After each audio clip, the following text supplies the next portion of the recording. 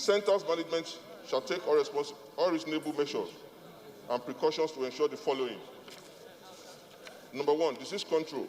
Any person who by medical examination or supervisory observation is shown to appear to have an illness of lasting, including boils, sores, or infected wounds, or any other abnormal source of microbial contamination by which there is a reasonable possibility of food contact surface, or food packaging materials becoming contaminated, shall be excluded from any operation which may expect to result in such contamination. Until this condition is corrected, personnel shall be instructed to report such health condition to their supervisors. Mr. Speaker, honorable colleagues. Honorable, allow you. Yes. I would like to urge my respected colleague to support the passage of this bill with the spirit of light and the relevant committees to expedite actions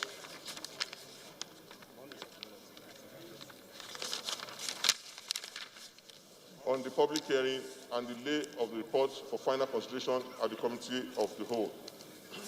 Thank you, Mr. Speaker, honorable colleagues, for the privilege given to me to lead this debate on this bill. Thank you very much. And Preservation Center, Insecurity, local government area of Kwara State, which shall collect, process, preserve agricultural produce into finished or semi-finished goods, ensure food security in Nigeria and for related matters. Second reading. An act to establish the Solid Minerals Development Commission in the Federal Republic of Nigeria, and for related matters, standing in the name of Honorable Simon Muadikon. Honorable members will recall that the bill was read the first time on Tuesday, 18th July 2019, and I invite Honorable Samuel to move that the bill be read a second time. Honorable Simon Muadikon, and I speak for the good people of Barkinladi and Riom Federal Constituency. Mr. Speaker, this is a bill for an act to establish the Solid Minerals Development Commission. Move for second reading. Mr. Speaker, I hereby move that this bill be read for the second time. Honorable Mayowa, please second. I rise to second the motion moved by my colleagues. What was the motion about?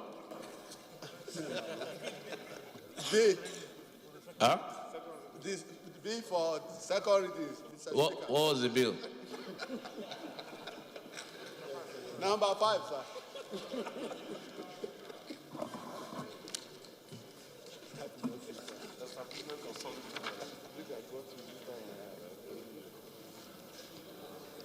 Establishment of solid minerals, sir. Establishment of? Solid minerals, sir. We want to establish solid minerals. A bill for an act to establish Solid Minerals Development Commission in the Federal Republic of Nigeria. Yes, well done. It's a good bill, right? Thank you, sir. Yes, sir. You agree? Okay. So we'll just put the question. Those in support, please say aye. Those against, please say nay. Ayes have it. Rehabilitation, restoration, and improvement of healthcare delivery systems in Nigeria, and for related matters, standing in the name of Honorable Sani Nazif. Honorable members will recall that the bill was read the first time on Wednesday, 13th October 2021, and I invite Honorable Nazif to move that the bill be read a second time. Honorable colleagues, my name is Honorable Nazif Sani, Hospital Development Tax Fund for Rehabilitation, Restoration, and Improvement of Healthcare Delivery System in Nigeria, and for related matters. I say move, sir. Those in support, please say aye. Just get me say nay. Ayes have it. Clerk. For rehabilitation, restoration, and improvement of healthcare delivery system in Nigeria and for related matters. Second reading.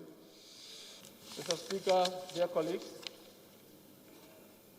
I move that a bill for an act to provide for establishment of Federal Institute of Aviation, Engineering, and Technology over our Delta State and for related matters, HB 1646, be read the second time. I beg to move. Those in support, please say aye. Those against, please say nay. Ayes have it. Honorable Ben, well done. Clerk.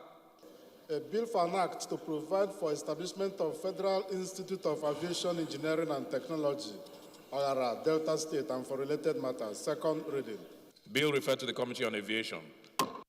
Honorable High Chief Efiafe, member represent the good people of Okpe, Sapele, and Uvia Federal Constituency of Delta State. I move a motion for a call to expand the facility of Osubi Wari Airport. I beg to move. Mr. Speaker,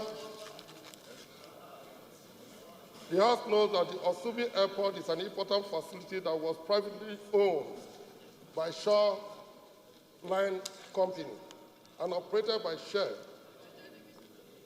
Development Company of Nigeria, and is located at Osubi community in Okpe local government area. It therefore means that local government is close to the airport. Also know that the airport was built to ease air movement and attract commercial activities to enhance the economic development of the area, Warri and its environment. Worried that the Osubi Wari Airport operated for several years, its operation became incapable, the operators incapable of running it, leading to the termination of the contract in February 2020 by the management of Nigerian Civil Aviation Authority. Recall that in February 2021, the House passed a resolution that the Federal Minister of Aviation should ensure the opening of the Osubi Airport. Aware that the federal government has approved the opening of the Osubi Wari Airport, which is operational now, it also took a further step by taking over the airport and the operations of the airport by NCAA under FAN.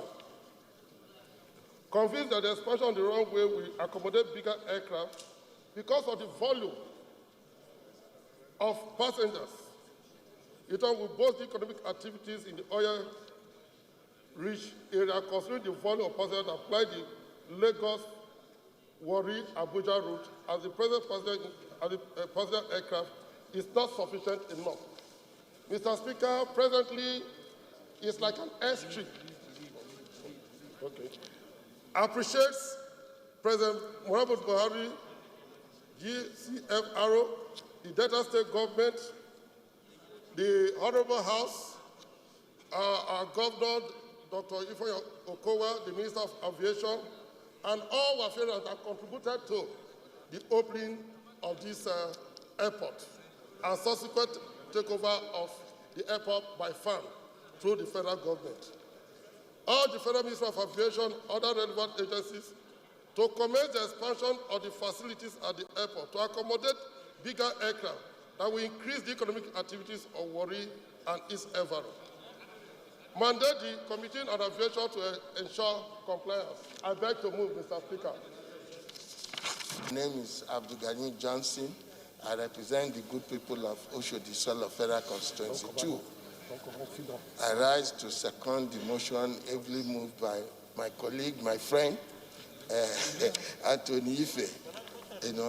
I'm strongly in support of this bill because because the expansion of that axis will attract, apart from business activities, it will ease transportation along that corridor. So I so second, sir. Those in favor, please say aye. Those against, please say nay.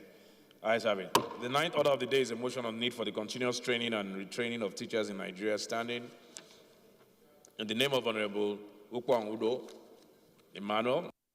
I am Honorable Emmanuel Ukwang Udo, member representing Ikonini Federal Constituency. Mr. Speaker, I'm from Akwa Ibom State. The House notes that the Federal Ministry of Education is responsible for establishment and maintenance of minimum standards in primary and secondary schools across the Federation.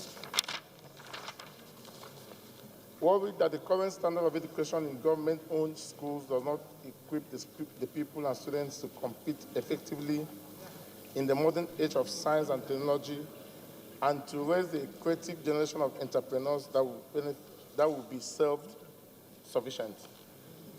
Also worried that even when the curriculum is appropriately reviewed to promote STEM education, the teachers are not trained and sensitized to teach STEM. Cognizant of the need to engage the primary and secondary school teachers on the continuous training and retraining to enhance their capacity and productivity to be in line with modern-day realities. Resolves to mandate the committees on basic education, science, technology to address the issues of failing standards of education in government-owned schools, to promote STEM education and ensure training and retraining of teachers across the Federation. Mr. Speaker, I so move. Engineer Solomon Maren is my name, FNSC, and I represent the people of Mangu Bokos Federal Constituency.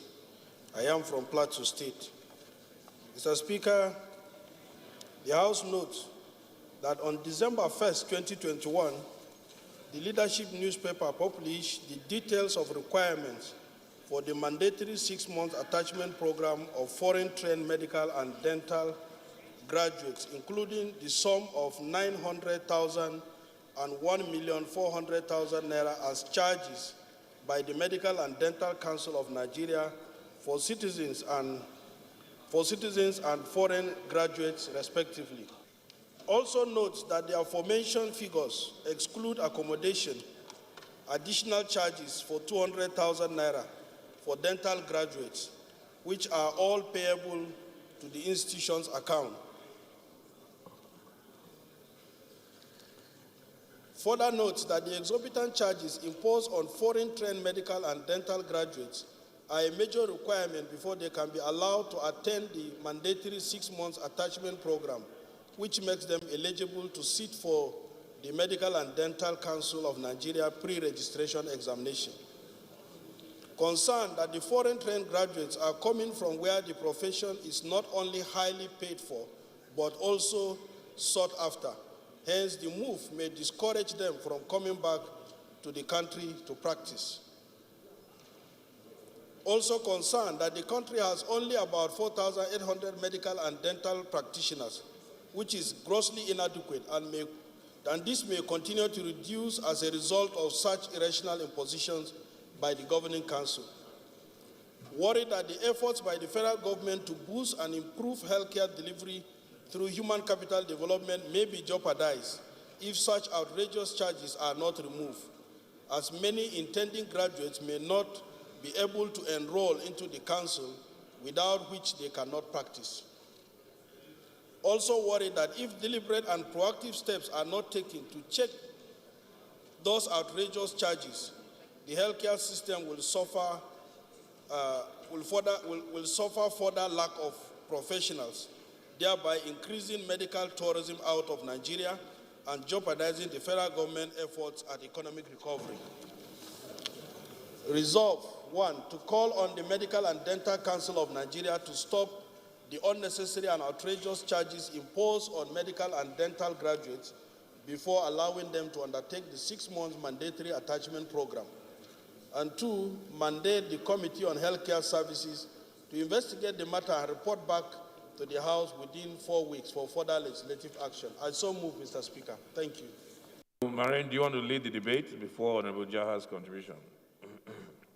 Even our universities cannot contain the entire population of young pupils who are graduating from secondary education and whose intention is to become medical practitioners in the country. And hence, the need, that arose that many of these students who couldn't get admission in Nigeria and were able to get admission in other parts of the world went further to study in those countries. And because of patriotism, Mr. Speaker, having undergone through self-sponsorship, they want to now return back to their country in order to give back to their nation and indeed contribute to the development and the well-being of their people. Mr. Speaker, many of them go through a lot in order to study abroad. And coming back home, Mr. Speaker, at the time that our economy is not too buoyant, where parents are struggling to pay school fees for children, Mr. Speaker, they now return, having gone through that, and they are asking them to pay a whooping sum of 1.4 million naira, Mr. Speaker, just to sit for pre-qualification exam. And if, for instance, Mr. Speaker, that child did not make it in that exam, it means you will continue to pay that amount for every 6 months until he finally gets through. Mr. Speaker, we are saying that it is the purpose of that exam is to get people who are truly knowledgeable in that field to come and practice in Nigeria so that quackery will be removed. But if you now put a whooping sum of 1.4 million, Mr. Speaker, the Dental and Medical Council of Nigeria is not a revenue generating body. It is a professional guidance body that is supposed to qualify people into the medical and dental profession. But if you now begin to make it as if people, those people who are qualified and need to go through that training must pay for every service that you are rendering, Mr. Speaker, it will jeopardize the growth of our healthcare delivery in our country. And you know how these medical doctors and dental practitioners are sort of abroad. They are highly sought of abroad. The people, the other countries need them, and they pay them very highly. And so it is very important that we drop down these charges in order to make these young people return back to their country and give us that which they have acquired even from foreign nations without scholarship. Most of them were not paid for by the Nigerian government. And so for them to come back, Mr. Speaker, I think is an added advantage to the system that will make our healthcare delivery to develop better.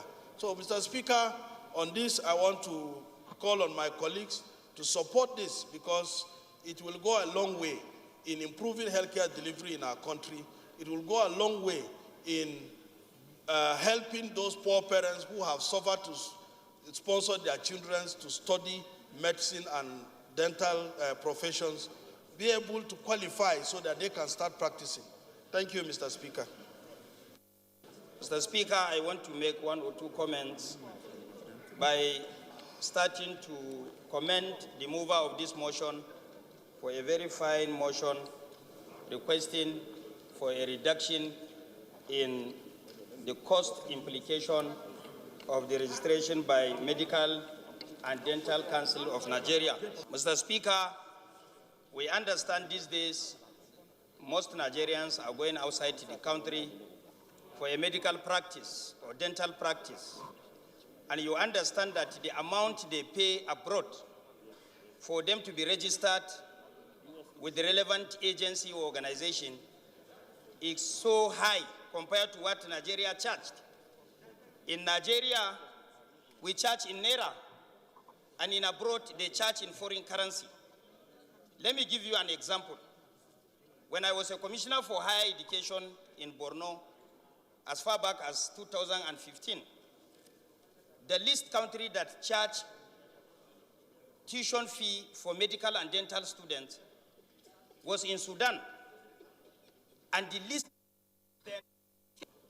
was $8,200, which today, if you convert, is almost 5 million naira.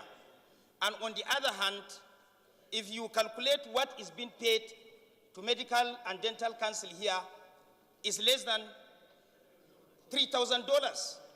So what I'm trying to say in a nutshell, we should understand that the value of our currency has a serious issue on this matter. Because if we said, simply because you went to abroad and spent thousands of dollars on a yearly basis to obtain certificate, and for you to come back to Nigeria to practice, they said you have 1 or 2 examinations to write, and you have to register with a relevant council for you to be paid only to pay less than 2 million naira. I don't think there is nothing wrong with that. Another thing, a lot of Nigerians are going abroad now. For instance, in the UK, they pay about 4,000. 4,000 pounds is equivalent to how many naira? So we have to understand this. We shouldn't devalue our own position. There are Nigerians that are trained in Nigeria and willing to go and serve in America, UK, and other relevant part of the world. And if you look at the amount, the list I told you as far as 2015 was concerned was 8,200 naira in Sudan. In other words, Sudan charged the least in the world. If you are paying in UK, it's about 20,000 pounds on a yearly basis. If they come to Nigeria, if they are paying less than $4,000, they feel they are paying high.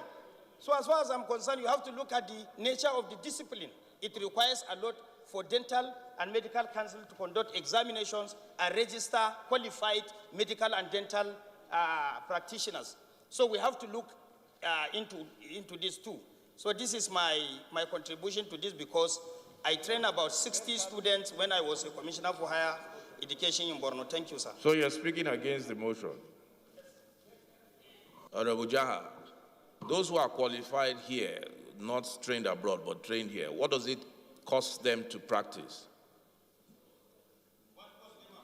here? No discriminatory practice between those who are foreign and those who are here. That I cannot explain further, but we have medical doctors, we have chairman of health institutions. If I don't want to prognose, it has to do with curriculum. The curriculum we have and the way it is packaged here in Nigeria is different from abroad. That is why even if you attended Harvard, if you come here, you have some examinations to write for you to be qualified to work in Nigeria. So maybe they can explain further. Thank you. Mr. Speaker, honorable colleagues, I rise to support this motion because it's a beautiful motion. It is a motion intended to alleviate the challenges of our youths, as well as the out-of-pocket expenditure of parents and guardians who ensure that our teeming population has one form of training, one form of education or the other. Mr. Speaker, honorable colleagues, we are in short supply of these professionals we're talking about, doctors and dental specialists. And if for any reason any of our citizens had opportunity to school abroad and is coming back to the country, first, returning to the country is an advantage, which must be encouraged. Two, whatever that is going to make our children feel that they should not come back should be discouraged. And that is also to talk about exorbitant costs of professional training that is required after their education abroad. And that is why this motion is very timely, to redeem such situation. Mr. Speaker, honorable colleagues, the other point is, if in other climes they pay as much as $10,000 or beyond, if a Nigerian wants to leave this country, let him go and pay that money to his country, to that country. But so long as you are coming back to your country, to live in your country, to work in your country, to contribute to your country, we should not use punitive measures to discourage such citizens. What I will agree, particularly with my colleague, is if a foreigner is coming here, because of what our citizens are likely to pay outside, then the foreigner coming should pay more than citizens of this country. That is what we should encourage. Mr. Speaker, in any case, this motion is an investigative motion. There are a lot of other factors that may not be available to us. And so I urge Mr. Speaker and honorable colleagues to support this motion, pass this motion, so that the investigation will be carried out, and then we will now confront both the facts that are available to us and those that are not available to us in determining the decision on this matter. I so support, Mr. Speaker. Thank you. Well, thank you. You've made a very fine and good distinction. That's if you are from a foreign country, not that you're foreign trained. Foreign students, foreigners pay a lot more than the locals, which is what you just said. So now we're talking about foreign trained Nigerians, not foreigners. Any other contribution? Honorable, information? Who has information? We'll get to you. Let's deal with this rule. Honorable Toby. Mr. Speaker, this motion on the need to stop exorbitant charges for mandatory attachment program for foreign-trained medical and dental graduates is quite auspicious. And I also appreciate the fears entertained or the issues highlighted by Mr. Jaha. But any charge or any circumstance that can disadvantage Nigerians, no matter where trained, should not be tolerated. What would be the reason? What mischief would the Dental and Medical Council be wanting to cure by charging some people more because of where they were trained? And it will be out of place if that bill, if that money is not supposed to address any issue and we are charging our citizens. Most of the time, we have Nigerian citizens whose parents are in the foreign service, who would ordinarily want to come back to Nigeria. By the level and nature of their deployment to foreign service. So, Mr. Speaker, honorable colleagues, I was trying to highlight the point you earlier raised. Would this charge in any way or any manner encourage discrimination? Is it discriminatory? Or is it trying to solve a problem? So I would suggest that as the prayer so says here, that we should mandate the Committee on Healthcare Services to investigate the matter and report back within 4 weeks for further legislative action. I think it is better for us to base our decision on knowledge. It is most prudent so that we don't suddenly begin to take a decision that's not informed. So I would suggest that we delete prayer 1, which is to stop the call on Medical and Dental Council to stop the unnecessary and outrageous charges. If we do that and further go to investigate, what would be the end result? What if there is a finding, Mr. Speaker, honorable colleagues, that there is need, maybe for administrative purposes, maybe for inquiries in those universities, maybe for purposes of ensuring that the students are fit for purpose, that they will need to have those charges. I think the best approach would be to delete prayer 1 and first investigate and then have a knowledge-based decision. Thank you very much. Mr. Speaker, honorable members, this motion is apt, and I'm happy to inform the House that even before this motion, the House Committee on Health and the House Committee of Health in Senate are already working on this. So this will only ginger them and show that they are doing the right thing. What is contained in the motion, honorable members, is in order. So we should support and pass this motion so that the two committees will be gingered to finish the work they have already started. Thank you, Your Excellency. Let's get to Senate. Ayes have it. Honorable, you had a contribution, right? Last contribution. I just want us to put into context what the mover of this motion is trying to capture, Mr. Speaker. There is, to my understanding, a very broad classification of people coming from overseas. And that is to include Nigerians who have studied overseas and foreigners who have studied overseas and are planning to come to Nigeria to join the Medical and Dental Council. And as such, I think what this motion needs is that to define that classification, to simplify it. If this motion is seeking to exempt the Nigerians who have studied overseas from paying these exorbitant fees, for me that is acceptable. But we should not do anything in such a way that we encourage people who are foreigners and are coming to Nigeria to enjoy some of the facilities we have, to be a member of the dental and dental council. So, Mr. Speaker, I believe we need to simplify.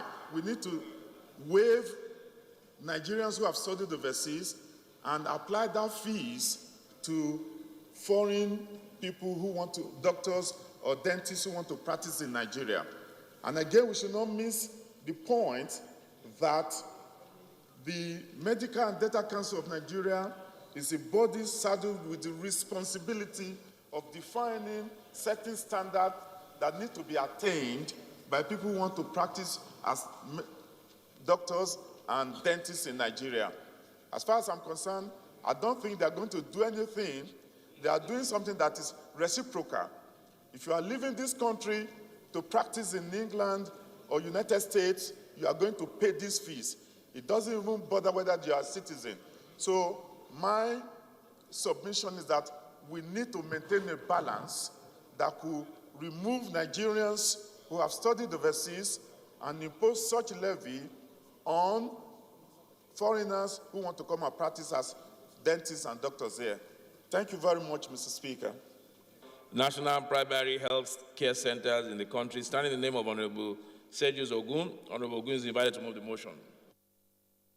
Functional national primary health care centers in the country. The House notes that pursuant to Section 3B(1) of the National Primary Health Care Development Agency Act, the Primary Health Care Development Agency was established to, among other things, stimulate the technical development of primary healthcare centers on an equitable basis in all local government areas in the country. It has also notes that the federal government flagged off the primary healthcare centers revitalization program in 2017 to refurbish primary healthcare centers and establish at least one functional center in each senatorial district of the country. The House is concerned that despite the revitalization program, only less than 20% of the 30,000 primary healthcare centers in the country are in good working condition, while others are either completely grounded or ineffective in the delivery of primary healthcare services. It has also concerned that most of the primary healthcare centers lack basic healthcare services, essential drugs and services, and infrastructure, and are located in unhygienic environments. The House is worried that despite the huge resources invested into the scheme by federal government, the program has failed to achieve the desired objectives. The House is also worried that the failure of the primary healthcare development program portends danger to the lives of citizens who cannot afford costly treatments. Cognizant that rural community dwellers will suffer untold hardship that could lead to mass loss of lives if nothing is done urgently to ensure that primary health care centers across the country work efficiently and effectively. How resolves to 1, mandate the Committee on Healthcare Services to investigate the non-functionality of the national primary healthcare centers in the country and report back within 4 weeks for further legislative action. Mr. Speaker, I so move. Honorable Engineer Sani Bala, representing Kunchi Sanya Federal Constituency from Kano State. I rise to second the motion as ably moved by Honorable Sergius Ogun. I so second. Honorable Sergius, let me, just out of curiosity, this issue of primary health care, under whose jurisdiction is it supposed to be? Is it the federal or is it the states? Because for me, it's a state matter. Even though the federal government has delved into it, which they shouldn't, I agree with you, absolutely. Absolutely, they should. But let's look at it constitutionally first before we address the motion. Let's agree on one thing. Is it a state matter or is it a... Huh? The act setting it up, yeah, that act is unconstitutional. That act, it was passed in the year, I agree. Errors have been made. Primary health care is completely that of...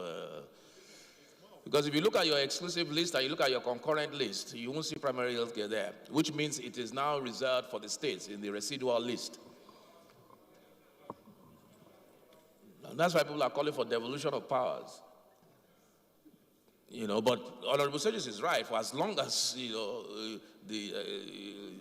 we already have established primary health care agencies and all of that by federal government, which I think is illegal, we may have to address the motion and look into that issue of addressing once and for all whether primary health care is under the federal government. Sorry, Honorable Toby.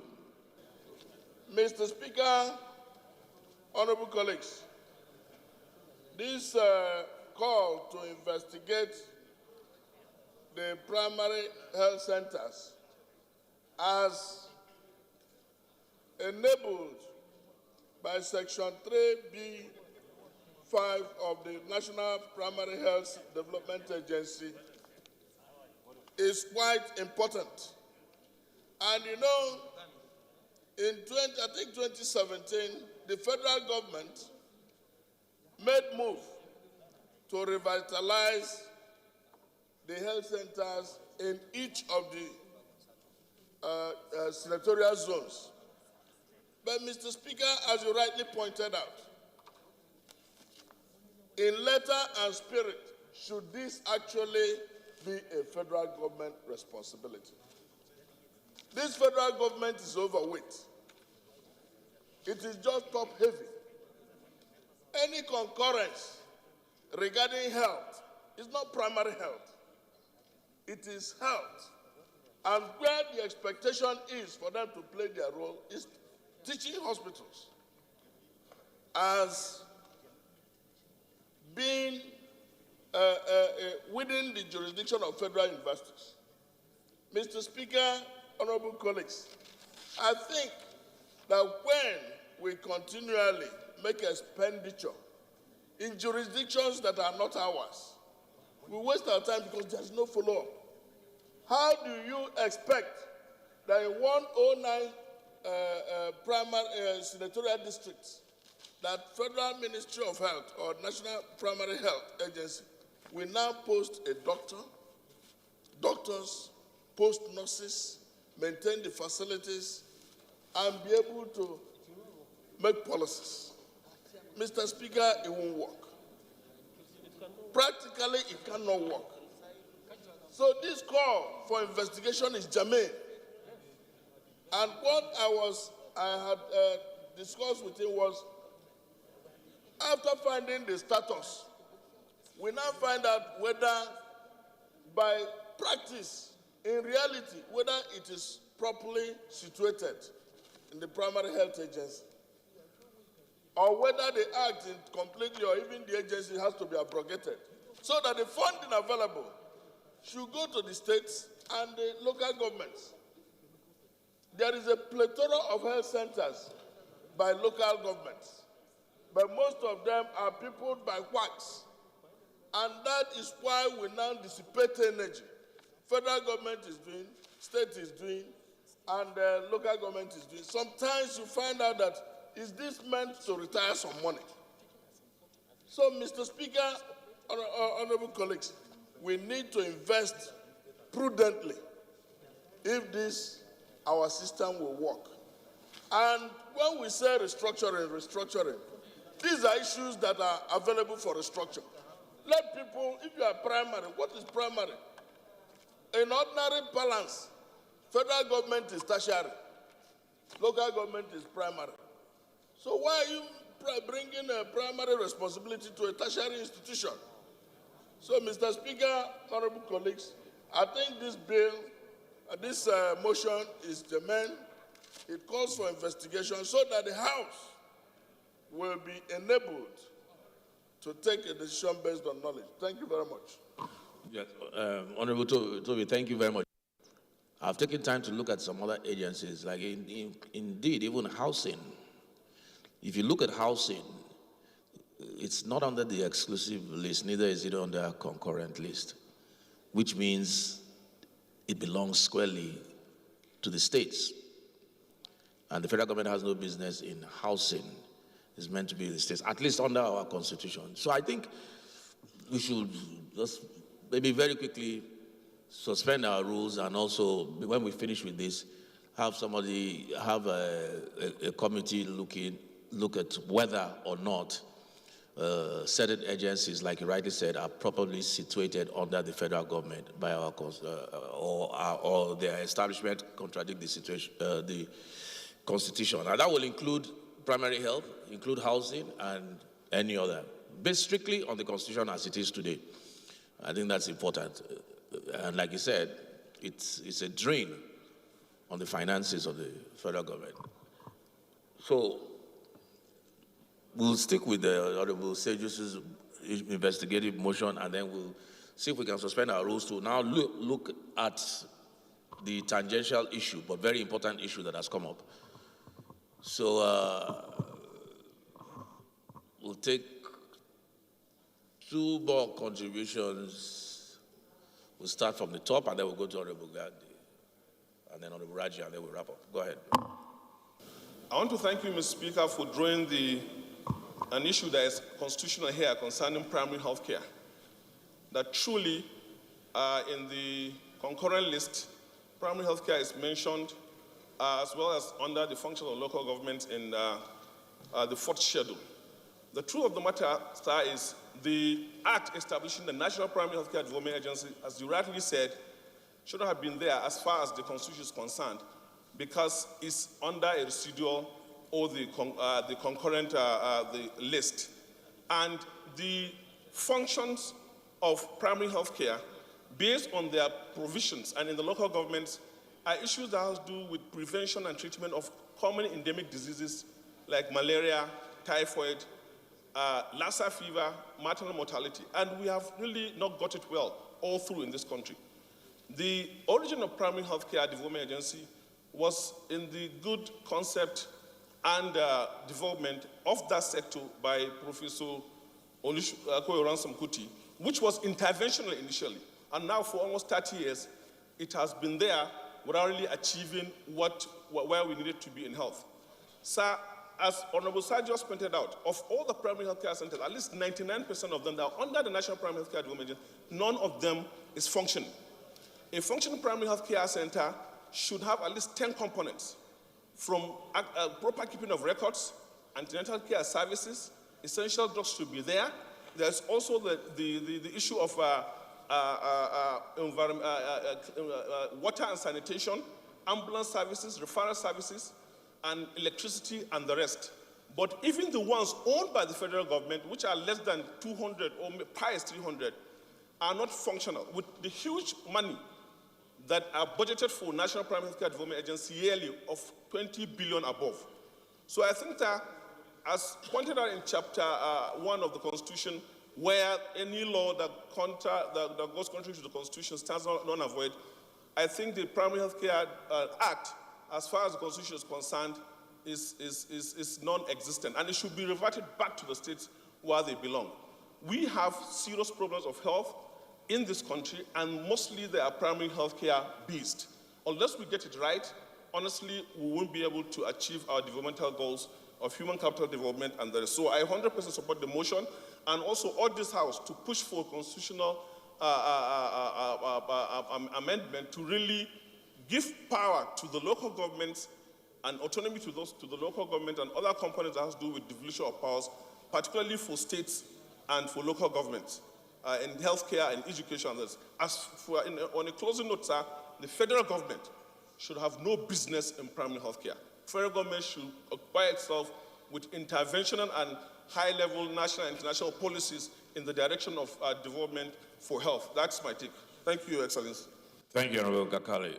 I want to talk about constitutionality, as you have already made a position regarding to that, suggesting that committee should be put in place to look at all the gaps between the provisions of the Constitution and the law establishing some of these agencies. I want to speak from the perspective of our responsibility as Parliament in relation to what the people at the rural areas are passing through, vis-a-vis the commitments of state government towards sustaining primary health care at the local level. Mr. Speaker, if there is any adjustment that will be done, it's not to donate power to the local government regarding to primary health care. If we if we consider other provisions of our law, particularly the responsibility of government on the governed, on the people themselves, is to guarantee their welfare and the protection of their lives and properties. Protecting the lives and properties of the citizens, sir, should not only stop at the security perspective. Their sickness, the calamities that is befalling them that is health-wise, what is the commitment of government towards rescuing the people that met the government in the first instance? So in this circumstance, sir, you will see that the power donated to government by virtue of the Section 14 of the Constitution of the Federal Republic of Nigeria to provide for the welfare and security of the people, primary health care is consequential, is very important. We should ask this question, sir. How has the local government and the state government functioned toward providing or sustaining the existing primary health care in the first instance? Ask this question, sir. How many of our constituents can afford the secondary or tertiary health care facilities? The same way we have institutions like UBEC that have subsidiaries at the state level, Constitution should be amended in such a way because of the primary importance of government of providing for the welfare and security of citizens to take over that function of providing for the health of the citizen and donate it to the federal government. Or in other words, we can use the UBEC model where you have the universal basic education at the state level, at the federal level. But state government equally operates subsidiaries of that agencies at the 36th state of the federation, where funding is interchanged, counterfund between the states and the federal. Mr. Speaker, health is very important. It's one of the primary purposes of government. And I think on behalf of the people of Panshinkanke Kanam Federal Constituency, we should amend the Constitution to donate the power of providing for the health of our people to the federal government, not to state and not to local government, because as far as I'm concerned, they have not discharged that function to the best of their ability. So, Mr. Speaker, I want to say that inasmuch as we have lacuna in our legal operations, we should be mindful of our primary responsibility as people that are here to speak for our people, and we should look back to see the suffering that people are going through in the four angles of our rural villages across Nigeria. Thank you, Mr. Speaker. Well, thank you, Honorable Gagdi. So I don't think we're not donating anything to the state government. It's already been donated, to use your words, by the Constitution.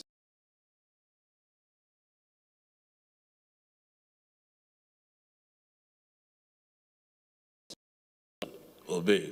We claim to be practicing federalism, so we must practice, be seen to practice federalism. Otherwise, an already overburdened federal government will continue to be overburdened even more if we adopt that approach. Honorable Raji. The motion raised by my colleague, Honorable Sajos, is timely, and I totally support and adopt the position of Honorable Kakale.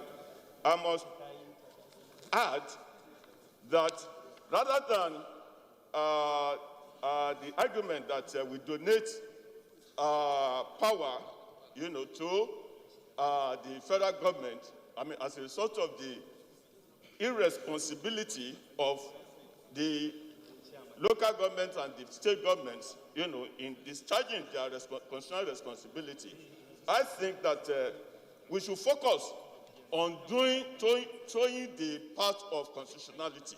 But however, the committee should look at the existing primary health centers that were established by the primary health agency, primary health care agency, to ensure that there is proper handing over of these primary health centers for proper management, so that the purpose of establishing them, which is to take care of the health needs of people at the primary level, is adequately taken care of. So, Mr. Speaker, that's my position, and I thank you for giving me the opportunity to contribute to this debate. Thank you. Thank you. Those in support of the motion, please say aye. Those against, please say nay. Ayes have it. Honorable Toby, maybe can you please move that we suspend our rules so that we now take this motion to look into agencies such as this and housing, primary health that are really constitutionally not supposed to be under the purview of the federal government. To consider a matter that is urgent and public and very important to the Nigerian people, so that we can address that issues that we are asking the federal government to do, that are fit for them. I so move. Those in support, please say aye. Those against, say nay. Ayes have it. Leader, please be your motion. Toby Okechukwu, I represent an area of Abuja River Federal constituency from Enugu State. Mr. Speaker, mindful of the provisions of the Constitution of the Federal Republic of Nigeria regarding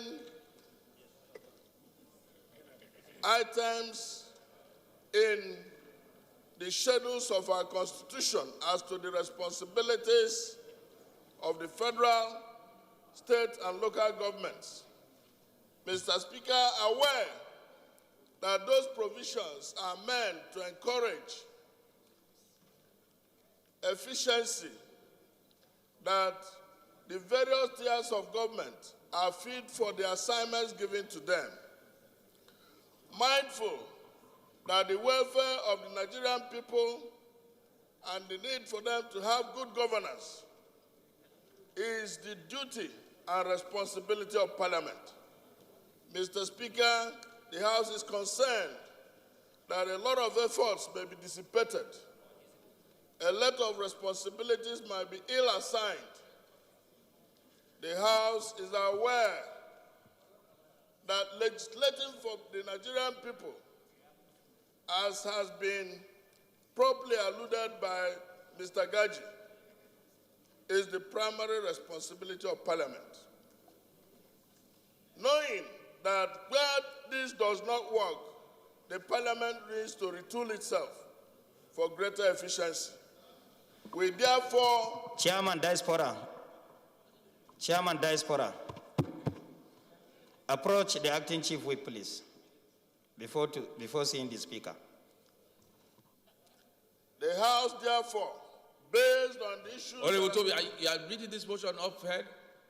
The experience is amazing, honestly. Go on. The House therefore... Mr. Speaker,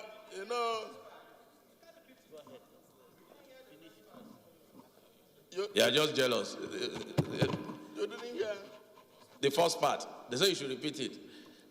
Okay, the House, the first part made reference, maybe they have a problem, but it made reference to the duty of Parliament Continue. to be responsible and responsive to the needs and creations of the law. So, Mr. Speaker, the House resolves to set up an ad hoc committee to identify, interrogate, and engage stakeholders regarding the prudence and propriety of the engagement of various tiers of government, including issues regarding housing. The constitutionality, not the prudence. The constitutionality. Yes. Thank you for your input. The constitutionality of the various responsibilities that are being discharged by the various tiers of government on issues regarding housing, and other related matters. I so move. We have learned and we are still learning, and we want to thank the Deputy Minority Leader for adding value to this debate. I second the motion, Mr. Speaker. I so second. Thank you. Ayes have it. Reconstruction of Al-Aleri Futuk Road. I also note that the federal government approved the construction of Al-Aleri Futuk Road in Bauchi State, the sum of 35.015 billion naira since December 12, 2019. Also note that despite the approval of 2 years ago, the construction of work is not yet to begin, and the road is going from bad to worst. Also concerned that this road leads to the site where crude oil is found in Bauchi State, representing of heavy-duty trucks and drilling activities by the federal government of Nigeria. Also worried that despite the importance of this road, they are presently in state of serious disrepair, which cause a lot of accident and loss of human life and waste of agricultural produce. Further worry, because of the bad stage of the road, bandit kidnappers and armed robbery take advantage to make life miserable for road users on regular basis. Also disturbed that if these roads are not fixed within this dry season, they may be too dangerous to use by the next rainy season, and that will hinder the smooth transportation of crude oil, agricultural produce, and road users. Result, urge the Federal Ministry of Works to urgently construct the Al-Aleri Futuk Road in Bauchi State.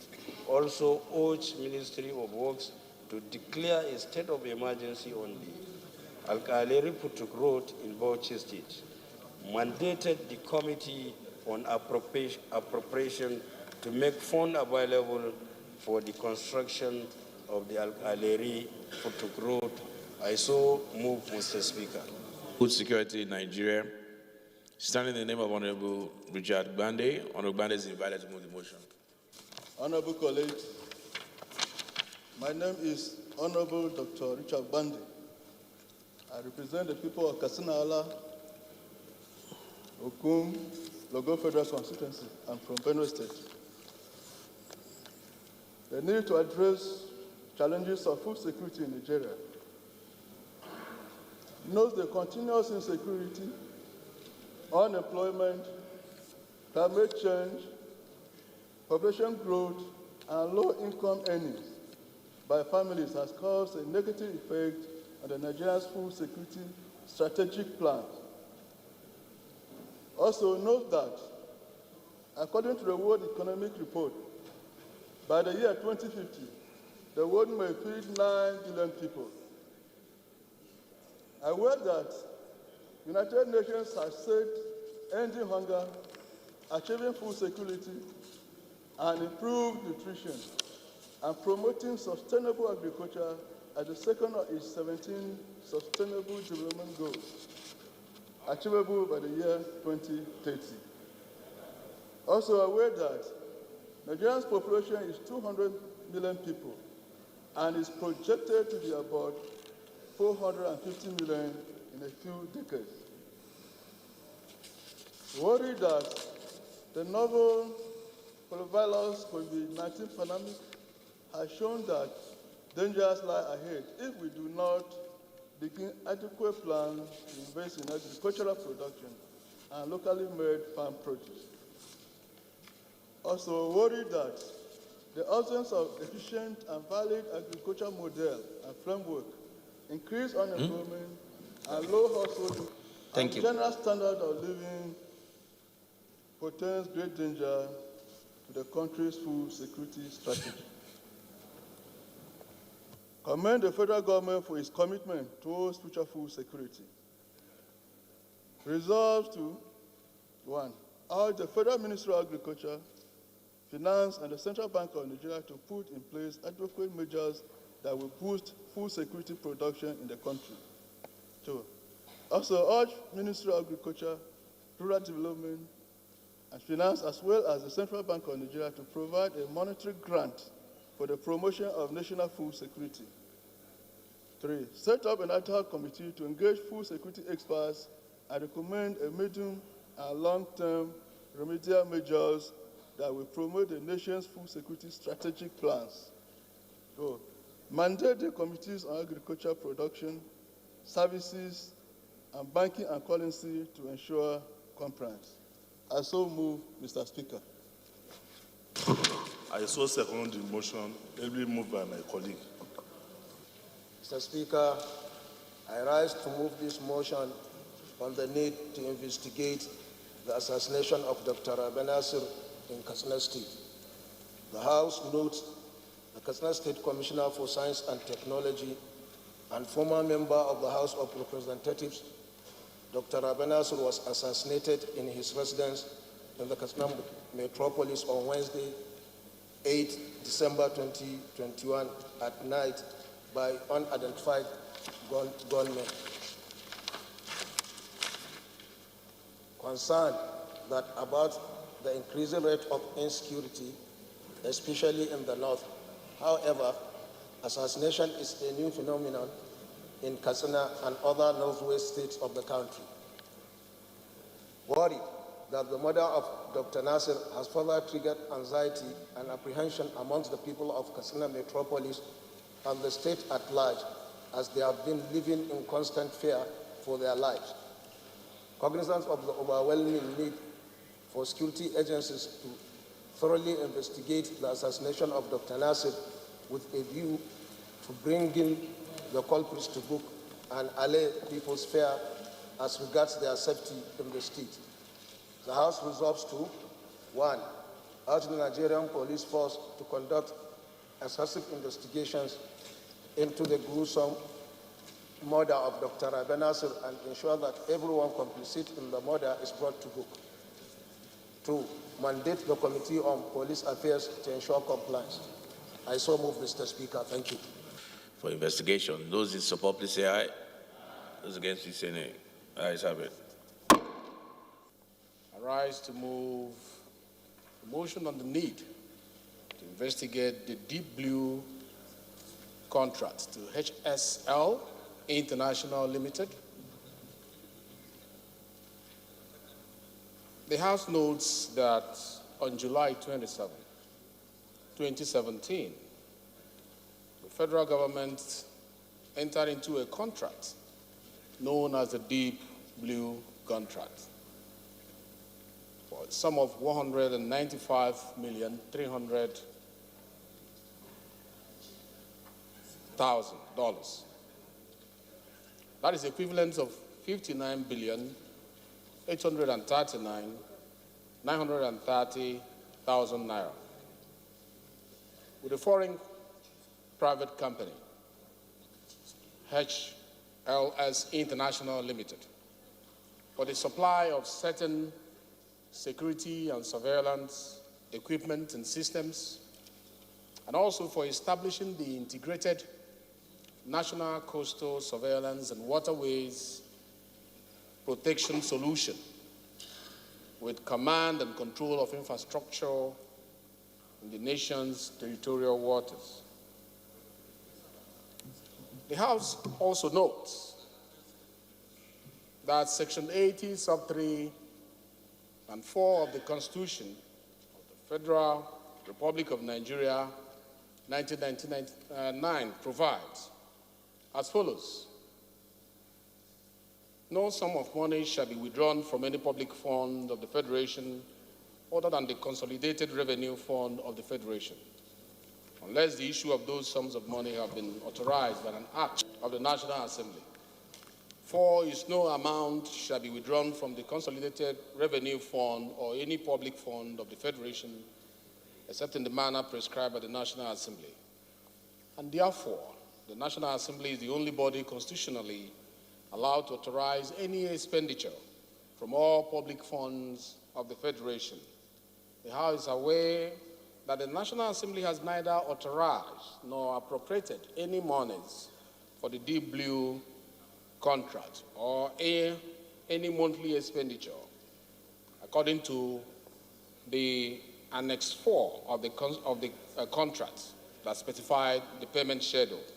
The House is also aware that the 8th House of Representatives investigated the Deep Blue contract following petitions from the civil group that the contract was fraught with sharp practices, and that in March 2018, the Committee on Public Petitions recommended an outright termination of the contract for violating appropriation laws, and it was not in the national budget. The House recalls that the Deep Blue contract has since its execution attracted public outcry regarding the grave national security implications of ceding the patrol of waterways from the statutory duties of the Navy to a private foreign firm, thereby undermining national sovereignty and security, following which President Muhammadu Buhari terminated the contract in 2018. The House is also concerned that despite the foregoing, the Deep Blue contract has remained illicitly financed with monies neither appropriated nor authorized by the National Assembly. The House is also worried that the payment of $59 billion made for the foreign company to secure and survey coastal waterways is astronomically higher than the annual capital expenditure budget of the Nigerian Navy, which was $27.2 billion in 2019, $20 billion in 2020, and $26 billion in 2021, and approved the proposal of $27 billion in 2022. The House is disturbed by allegation that HLSI has purchased more security surveillance equipment that was not in the original contract, thereby covertly using funds meant for the benefit of Nigeria and Nigerians to finance the security acquisition of foreign entity. The House is also disturbed that the standard of most of the platforms are not good enough, for which has also violated the contract agreement, as it was alleged that some of the newly procured ships have. This is the network service of the NTA. We now join our outside broadcast crew for a live telecast. Please stay tuned.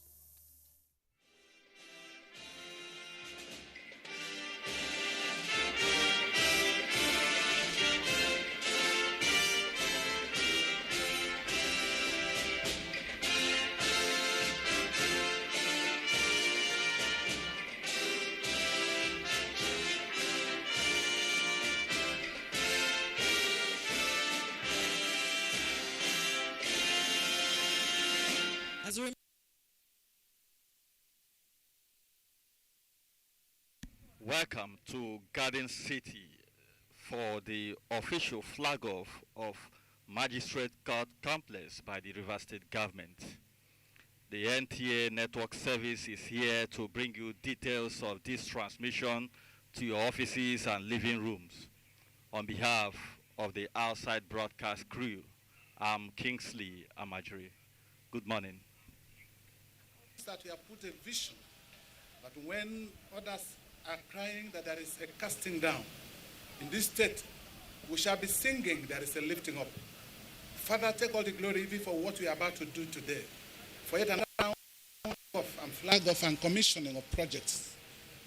May your name alone be praised and glorified, even as your presence brood over this event, that at the end you will take all the glory and all the honor.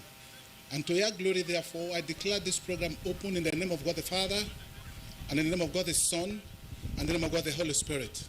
Amen.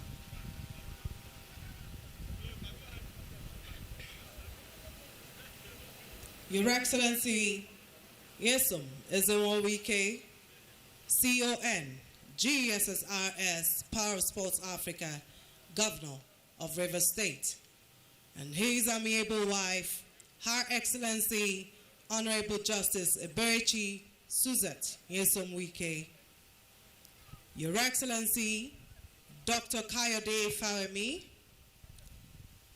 Governor of Ekiti State, Chairman, Nigeria Governors Forum, NGF, and our special guest of honor and his entourage. The Right Honorable Ikui Owajibani, DSSRS, Speaker, River State House of Assembly. The Right Honorable Fumini Afuye, Speaker, Ekiti State House of Assembly. The Honorable Justice Simeon Chibuzo Amadi, Chief Judge, River State. Honorable Justice Faustina Kola Olalere, Presiding Judge, National Industrial Court, Port Harcourt Division. Honorable Justice Inyemnacho Wilfred Buzo, Acting President, Customary Court of Appeal, River State. Ambassador Desmond Akao, Chairman, People's Democratic Party, River State. Your Majesty, King Dr. Danderson Douglas Jaja, JP, Jake V, Treaty King, and Amayanabu of Opobo, Chairman, River State Council of Traditional Rulers. Other Royal Majesties and Royal Highnesses here present, distinguished senators and members of the National Assembly, Honorable Femi Akindele, Member, Ekiti State House of Assembly, Honorable Biodun Fawekun,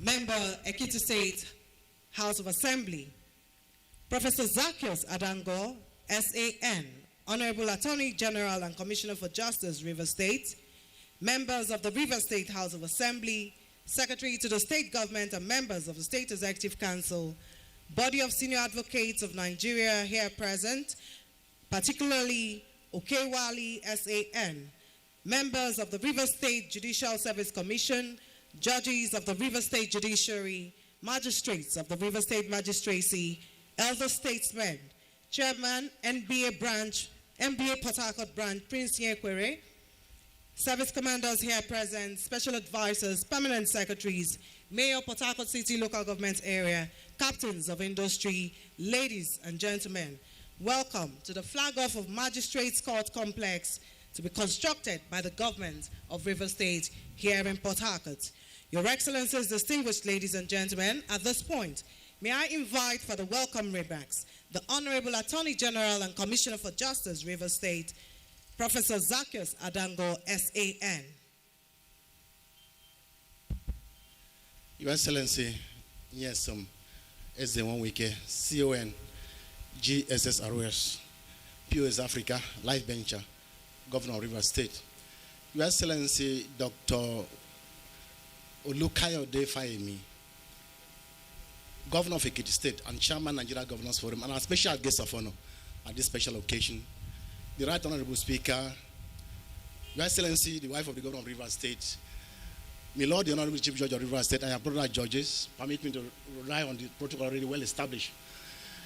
On behalf of the government and good people of River State, I wish most respectfully to welcome all of us, particularly our special guest of honor, to this flag-off ceremony of the construction of a new and modern magistrate court complex in Port Harcourt. It is axiomatic that the stability, peace, and order of any society depend largely on administration of justice. The magistrate court, as a component of our court system, discharges a good responsibility in upholding the sanctity of our corpus juris, particularly our criminal law. And this is on record that the magistrate court indeed handle over 70% of our criminal cases. It is in recognition of this fundamental truth that the administration of His Excellency has decided to embark on this noble project to enhance the administration of justice. As always, we want to commend his vision, commend his forthrightness, commend his drive, and commend his passion for being a champion of effective justice delivery. It is on that note that I most humbly again welcome all of us to this August occasion and wish you a safe stay in Port Harcourt. Welcome, welcome, and Merry Christmas. Your Excellencies, distinguished ladies and gentlemen, to thrill us with their sonorous voices, may I invite Aloysius Mbata Choral Group.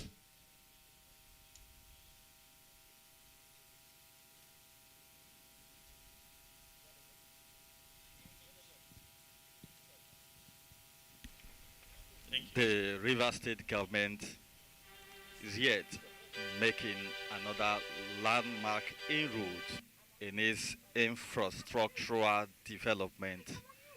In Rivers State, this time around, it is deepening the infrastructure for the third tier of the government, talking about the judiciary. The government has, over the years, demonstrated that it is poised to opening up access to justice delivery in Rivers State.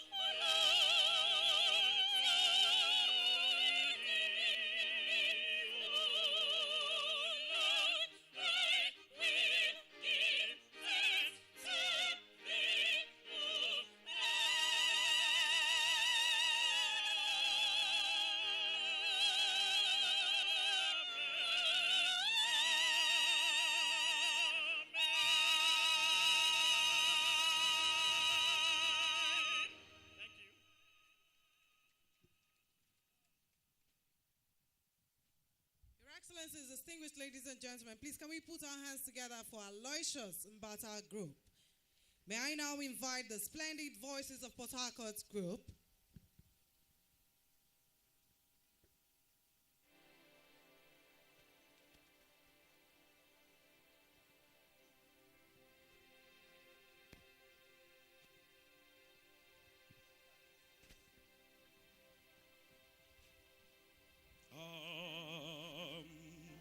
Dreaming of a white Christmas, just like the ones I used to know, where the treetops glisten and the children listen to hear the sleigh bells in the snow. I'm dreaming of a white Christmas with Christmas card I write. May your days be merry,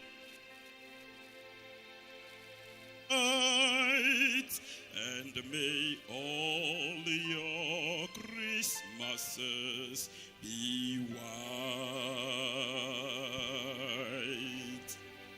I'm dreaming of a white Christmas, just like the ones I used to know, where the treetops glisten and the children listen to hear the sleigh bells in the snow. I'm dreaming of a white Christmas, with every Christmas card I write. May your days be merry and bright,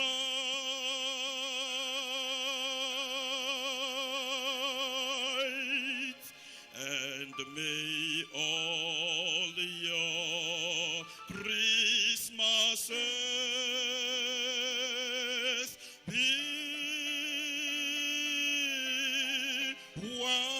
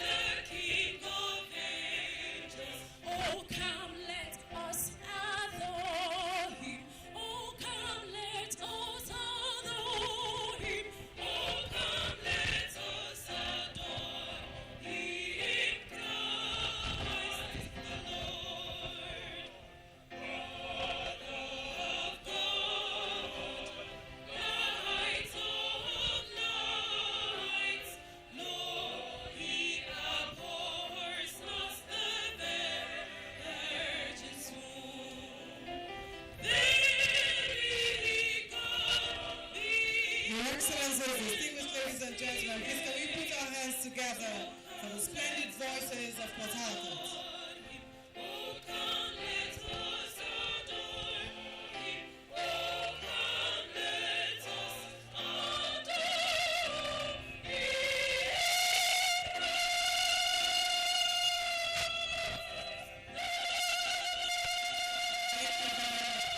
Thank you so much.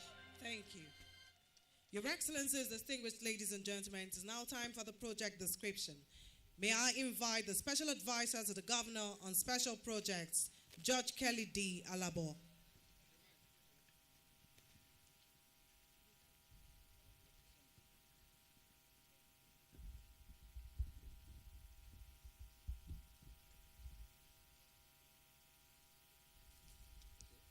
Your Excellency, the Executive Governor of Rivers State, Your Excellency, the Deputy Governor of Rivers State, Your Excellency, the wife of the Governor of Rivers State, Your Excellency, our special guest of honor, the Governor of Ekiti State, the Chairman, Governors Forum of Nigeria, Your Excellencies, I pray your leave to leverage protocols already well established by the compare. Your Excellency, you are here today for the flag-off of the Rivers State Magistrate Courts Complex. This project will be located on 10,150 square meters of land, like you can see here, approximately 1 hectare of land, and it's going to contain 24 number courts. These 24 number courts will be contained in 4 prototype buildings, meaning that each of those buildings will have 6 courts. Each of those buildings will be 2-story structures, meaning 3 floors, and each of these floors will house 2 courts each. Each of these courts will have the magistrate chambers, will have reception, the secretary's office, will also have the courtroom, conveniences, and this is going to be replicated into 24 courts in these 6 buildings. Aside that, there are other ancillary structures which will make the court complex functional. And we have a 2-story building separate, like you can see on my 3-dimensional design here. We have a 2-story building. That 2-story building will carry the cafeteria, it will carry the exhibit, storage room, and also a clinic. And then we're also going to have a detention facility for people who will be awaiting trial. And then we'll have the security house, then external works, power facilities, water supply, and the rest of them. All of those buildings will be exquisitely furnished and equipped. Each of the court buildings will have 3 lifts each. 2 for the public and 1 for magistrates. Your Excellency, thank you for an opportunity to serve. God bless you.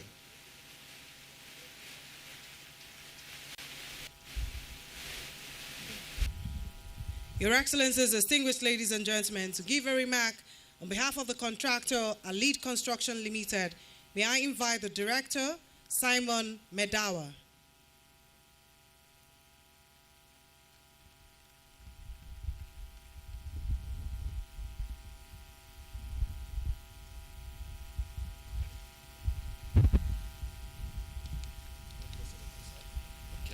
It's okay. Your Excellency, Nyesom Ezenwo Wike and his dear wife, Governor of River State, Your Excellency, Dr. Kayode Fayemi, Governor of Ekiti State, Your Excellency, Dr. Mrs.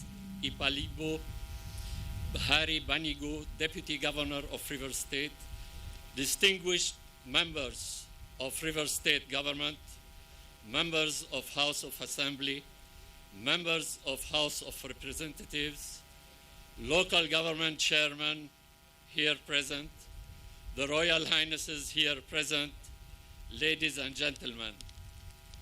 On behalf of Elite Construction Limited, we use this occasion to express our profound gratitude to the people and government of River State for enabling us to participate in the building and development of the state. We assure you of delivering a high standard completion of this project in conformity with the international norms in building. We pray our work gives you a full satisfaction and surely hope for a continued thriving of projects under your leadership. We wish you all journey mercies to your various destinations and wish you all Merry Christmas and Happy New Year in advance. May God bless the people and the government of River State. May God bless Nigeria. Thank you.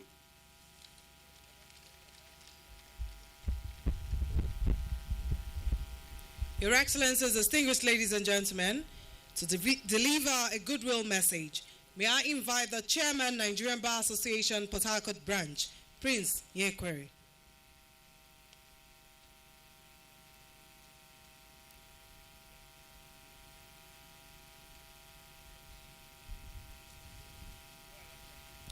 Your Excellency, the Governor of Rivers State, please permit me to stand on existing protocol. We are here gathered to witness the flag off of the Magistrate Court complex. For our visitors, the flag off of projects and commissioning of projects is a recurrent decimal in Rivers State. It's a commonplace in Rivers State. And so this is not an exception. And I use this opportunity to felicitate His Excellency, the Governor of Rivers State, for this wonderful project. As members of MBA Port Harcourt branch, who are the greatest beneficiary, because the High Court complex that houses the Magistrate Court is indeed overcrowded.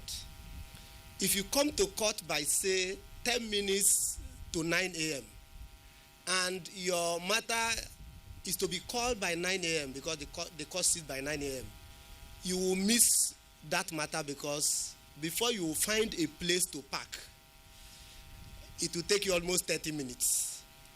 And we'll have some magistrate courts sharing one court, and it's really inconveniencing, where some of them will sit from 9 to 12 midday struggling so that another court will come. So this is indeed a well-conceived project by His Excellency that will impact on the administration of justice.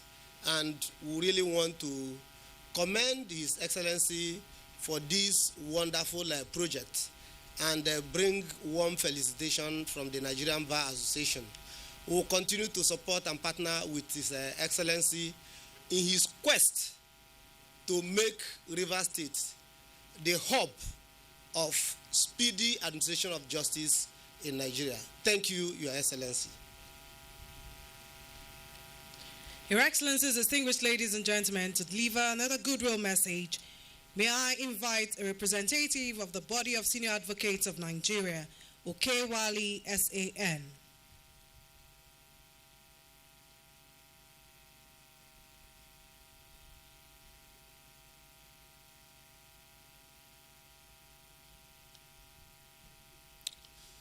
Your Excellency, the Governor of Rivers State, and his dear wife, Her Excellency, my Lord the Honorable Justice Wike, Your Excellency, the Governor of Ekiti State, distinguished ladies and gentlemen.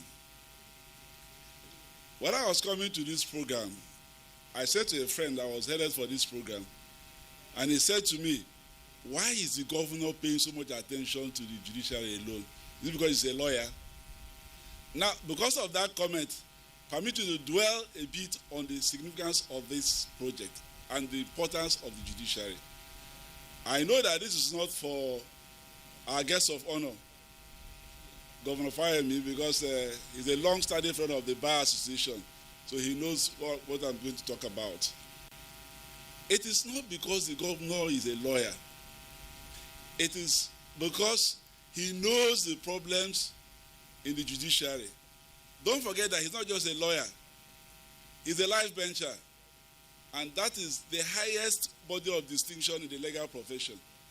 In fact, there's an argument going on now who should take precedence between senior advocates and life benchers.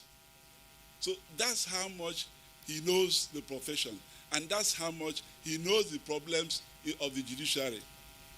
Let me also make the point that we do deference to the executive and the legislative arm of government. In a democracy, the judiciary is the most important arm of government. I say so because the difference between primitivity and civilization is the judiciary, is the rule of law. And I also add that you talk about direct foreign investment. One of the key factors any investor looks at is administration of justice. Disputes will always arise in commercial transactions. That any investor is going to ask himself or herself, if there's a problem, how long is it likely to take to determine this thing? if it's going to take forever to determine disputes in our courts, he's going to have a second thinking. So our governor being a live bencher, he knows all of these problems. And I tell you, my chairman had touched on that, what goes on in the courts. The courts is in sessions, afternoon, morning, afternoon and evening. That cannot be right. Your Excellency, I thank you on behalf of the Board of Senior Advocates. And also say that, like my chairman had also mentioned, this has been our experience with you since 2015. You started with bringing sanity into the judiciary. When you came in 2015, we were in chaos here. We didn't have court because we are short and all of that. And the first thing you did, the remarkable thing you did was that at your swearing in, you made pronouncements that brought sanity back to the judiciary. And since then, you haven't looked back. Thank you, Your Excellency. May God continue to be with you. And Merry Christmas to everybody here.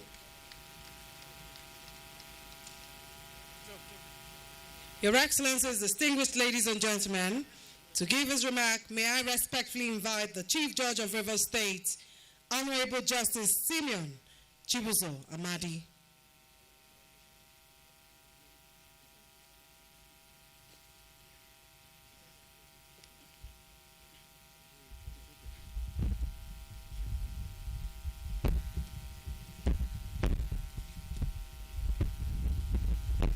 Your Excellency,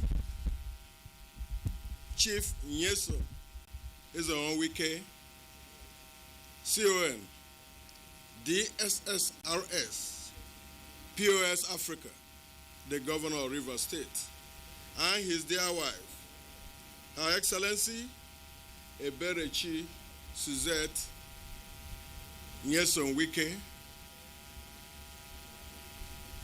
Dr. Kayode Fayemi, the Governor of Ekiti State and Chairman of Nigerian Governors Forum, the Speaker of Rivers State House of Assembly, the Speaker of Ekiti House of Assembly, may I with due respect stand on the existing protocol. This auspicious occasion of the flag of the construction of Magistrate Complex is a tribute to His Excellency's developmental strive in Rivers State and also his love for the judiciary, for the administration of justice in Rivers State. The construction of this complex has come at a time it is most needed. I must thank His Excellency because on my assumption of office as the Chief Judge, this is one of the requests I made because over the years, I've not been very happy with the situation where magistrates within Port Harcourt Magistrate District share courts. We have magistrates sitting in the morning, magistrates sitting in the afternoon, sharing one court hall, one chamber, and convenience. You can know, decipher how inconvenienced and embarrassing that was. And I made that request. I was thinking of land at Amadiama side, that's Rainbow Town, where we should build a magistrate court complex. But before I knew it, His Excellency has informed me that it will be here. And here is very, very close to the police station, police headquarters, close to the judiciary, and close to the Rivers State House of Assembly. It's a very good center, and we are happy for that. Now, we all know that administration of justice is not only done within the court hall. It's also we go to our chambers and do our duty. The construction of this complex will also help in the congestion the High Court complex Port Harcourt, like the letter they're saying and the chairman of the bar said. When you come to court by 9 o'clock, there is chaos within the complex because of parking space. If this complex is completed and the magistrate courts are moved down here, judges, lawyers, litigants, and court users will have enough space to park their cars. And we shall use most of the costs occupied by magistrates for other purposes. As we know, every day there are developments in the administration of justice requiring accommodation. For instance, within the High Court complex, we are now having the multi-door court. We are also having the family court. And when all these litigants come, then there's chaos in the premises. Your Excellency, you've done very well for the judiciary. The representative of the Senior Advocate of Nigeria said, because you are a lawyer and a life bencher, that's why you are doing this. But I must say that we have governors who are also lawyers who are not doing this for the judiciary, rather emasculating the judiciary one way or the other. But for you, you are doing this because you have that heart of gold, and you also want every arm of the government to function effectively and efficiently. And I don't think that judiciary is the only one benefiting. The River State House of Assembly are beneficiaries. So anyone being jealous of the judiciary should think twice and know that the development trend of the Excellency is going round. We thank you. We also thank our special guest for finding time to be here to see what is going on here. And I know that during the bar conference in Port Harcourt here, the Attorney General of Ekiti State made some pronouncement of how the Ekiti State Judiciary will be sending some staff to take note of what is happening in River State. And I'm happy you are here. When you go back, please, I plead that you give back into whatever your Attorney General is going to do. We have noted the relationship existing between you and our governor, and I will also establish that relationship with the Chief Judge of Ekiti State that I met some time ago. On this note, I wish everyone happy Xmas and New Year in advance. Thank you.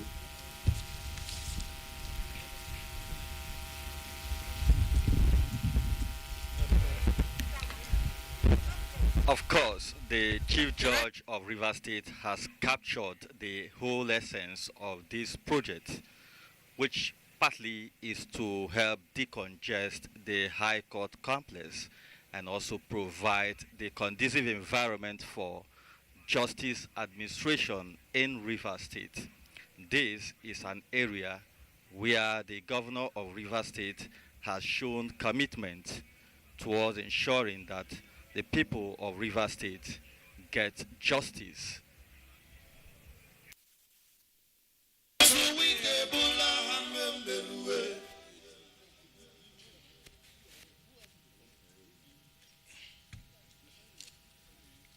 Your Excellency, my dear brother and friend, Chairman of Governors Forum, the Governor of Ekiti State, Dr. Kayode, Your Excellency, my dear wife, the Speaker of the State House of Assembly, River State, and the Speaker of Ekiti State House of Assembly, and members of the two states assemblies that are here, my Lord, the Chief Judge of River State, my Lord, the Acting President of the Customary Court of Appeal, the Chairman of our great party, Chairman of MBA branches that are here, body of senior advocates, judges of River State High Court and Customary Court of Appeal, the magistracy, Chairman of our great party, Chairman of River State Traditional Rulers Council, the single senators and members of National Assembly that are here, our dear leaders, gentlemen of the press, ladies and gentlemen. Your Excellency, our special guest of honor, let me, on behalf of the government and the good people of the state, most sincerely appreciate and thank you for honoring our invitation in spite of the short notice. This is the second time you have come to honor us. The first was when we invited you to commission the Rumuwoji or Dramore market. And today again, you have come here to flag off the construction of the Magistrate Courts Complex in Port Harcourt. Most sincerely, thank you, knowing fully well how busy you are, trying to coordinate the affairs of the governors, and also trying to solve the turbulent nature in your zone, your organization. So it's not been easy for you. So I really appreciate and welcome you. Yes, let me first of all say that the statement made by the representative or the person who spoke on behalf of the body of senior advocates, the former NBA president of Kewale, that somebody said I was concentrating so much on judiciary. I want to say that that person is one of the mischief makers. If I were you, I would have asked him. It is the judiciary that is using all the roads in Port Harcourt. It is the judiciary that is using all the flyovers in Port Harcourt. It is the judiciary that is in charge of all the capital funds put in our hospitals. It is the judiciary that will enjoy the housing complex of the lawmakers that will be commissioned in January. All these things are all for judiciary. So tell the person that is one of the mischief makers. There's no arm of government in our government that can say they have not received adequate attention. Not one. Not one. If you see the money was spent in the health sector, you cannot compare it to what was spent just in the judiciary. I'm not even talking about the association called Nigerian Medical Association. The money we are putting there, NBA cannot talk about it.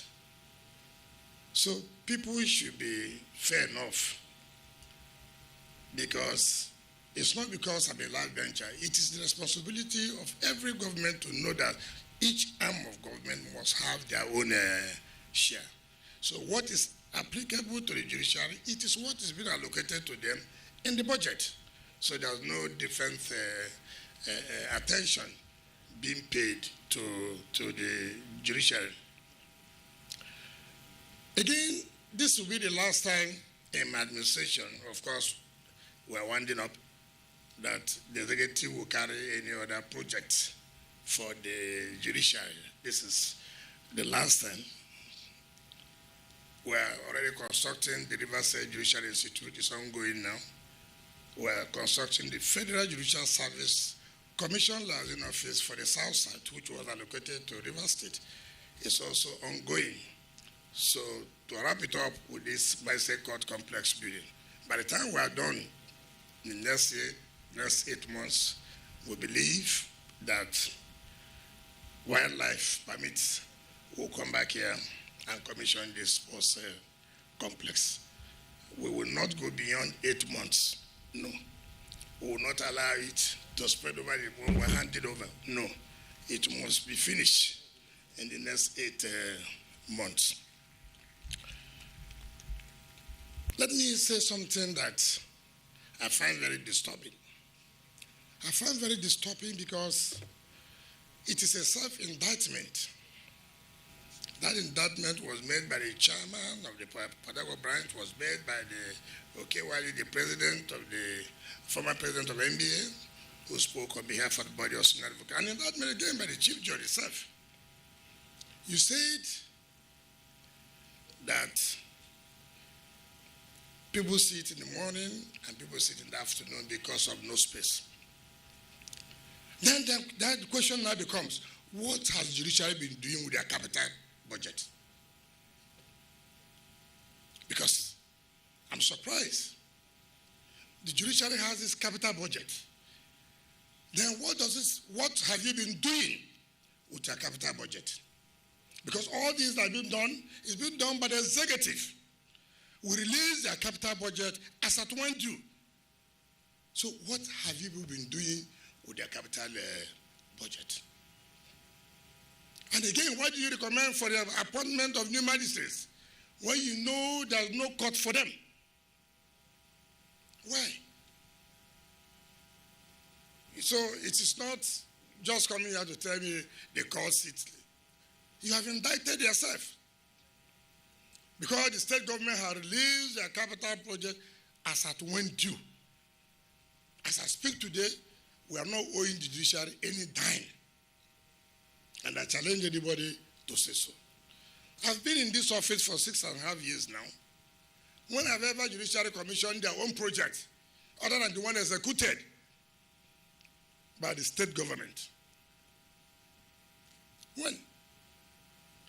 Be it the Constitutional Court of Appeal, this one they called last. In fact, I was surprised when I heard that when you go to the president of the Constitutional Court of Appeal office, that water leaking everywhere.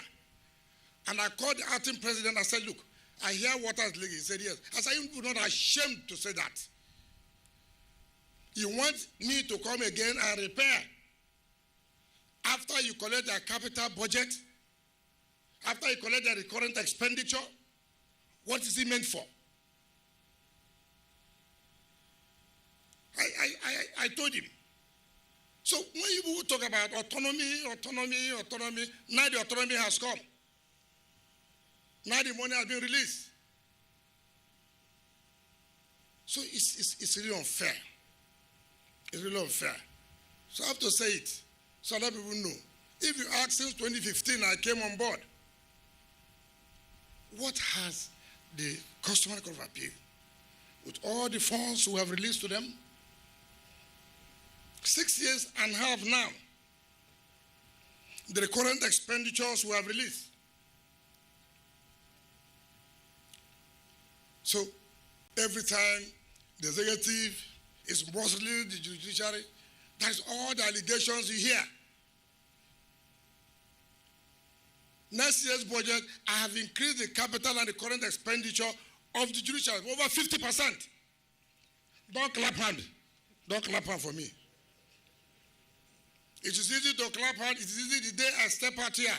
Different thing will be said. Now, Mr. Lord, my Lord the Chief Judge and my Lord the Acting President of the Court of Appeal, you know, you cannot. It's unfortunate you are now at the helms of affairs.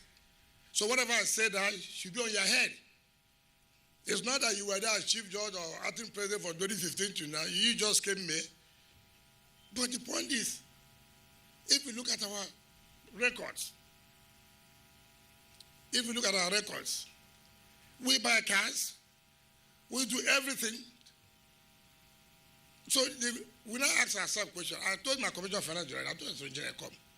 All these things we are releasing money to them. What are they doing with it? Where are we still the ones buying this, doing this, and that? I went to court the other day. I was in the witness box. I was dying of heat. I said, oh my God. I was dying of heat in the court before Justice Ntalive. When I came out, I called my lawyer. I said, look at this court, no air condition. My Lord, from next year, it will no longer be easy. If I release funds, the money should be used and applied for the purpose for which the fund is released. I want to beg all of you. I've told anybody who cares to know that one thing in life is when you have an opportunity, do a different thing that people, when you leave, will say, when you were this was what happened while you were here. It is very, very important. And I've told anybody who cares whether you like my face, you don't like my face, nobody in this state who can deny the fact that as I live, I have not made an impact in every sector in this state. Nobody can say that. Anybody who says that will go to hellfire. That I know for sure. No prayer can change it. That I know. So I can beat my chest and say the judiciary, we made sure they got what they're supposed to get. The legislature, the same thing. So, why will anybody blame? That's why I told my chairman that I was not going to be those who will sign. I told him, because the law says they're autonomous. What am I signing again? The law has already said they're autonomous. Why would somebody come and tell me the way I would do it to implement it? No. I'm implementing it the way we have agreed, the way the budget is. As we enter January, and what I will be doing now, the moment we release funds for judiciary, I'll tell Commissioner, go and address the press, that the capital budget of the judiciary for 2022 has been fully released. For the legislature, has been fully released. So that nobody will hold us responsible, because nobody agrees that the executive is doing anything. It's every time story, the executive is muscling all the other arms of government. In this state, nobody is muscling anybody. And I also believe in another thing. After a budget is an estimate. In fact, if you see what we have given out to judiciary, it's more than what is in the budget. So for that alone, they can call for impeachment. So we are doing the best. By the time you come back to commission this project, you will see that we have given the best to the judiciary. This court is fitted with all modern facilities. All modern facilities. And then that was called decongest the State High Court. My Lord, I want to say, as they start moving, please, since your capital project fund will be released earlier by the grace of God, I want you to start to do certain things to put the courts in order so that they can be like courts. They can be like courts. You have requested for money for family court. We have also provided in the 2022 budget as you made your request. So everything judiciary had requested for, we have done that. So no more excuses. No more excuses. Let the conditioners work in the court.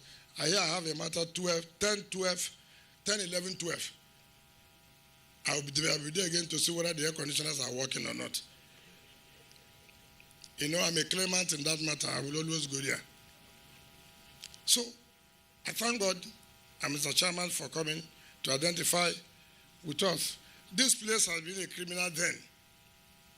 And when the chief judge told me he was going to look for a place, I said, don't do. There's one place, government free land, that has been here for over years. Criminals took over the place. People came here, they were just, you know, people look at anywhere that's nothing is happening. They take it over. Even when they want to push them out, they are ready to go to court. A property you know that does not belong to you. The owner has come. He said, no, settle me before I leave. As if he had an agreement to even be there in the first place. So it took us time to even make sure they live here. And that's why we have not started this on time. But at least the contractors know, I have told them, now we have dry season. They must utilize it before the rains will start coming, so that they will not say the rains disturb them. I've told them, I've given them my money, our money. Don't put the money in the bank to raise, to make interest. If you make interest, you suffer for it, because there's no variation. There's no variation in our own job. We are going to pay as at when due. So I thank you very much. And on this basis, I invite my brother, the chairman of Governors Forum, the governor of Ekiti State, to please talk to us and then lay the foundation of this courts complex. Thank you, and God bless you.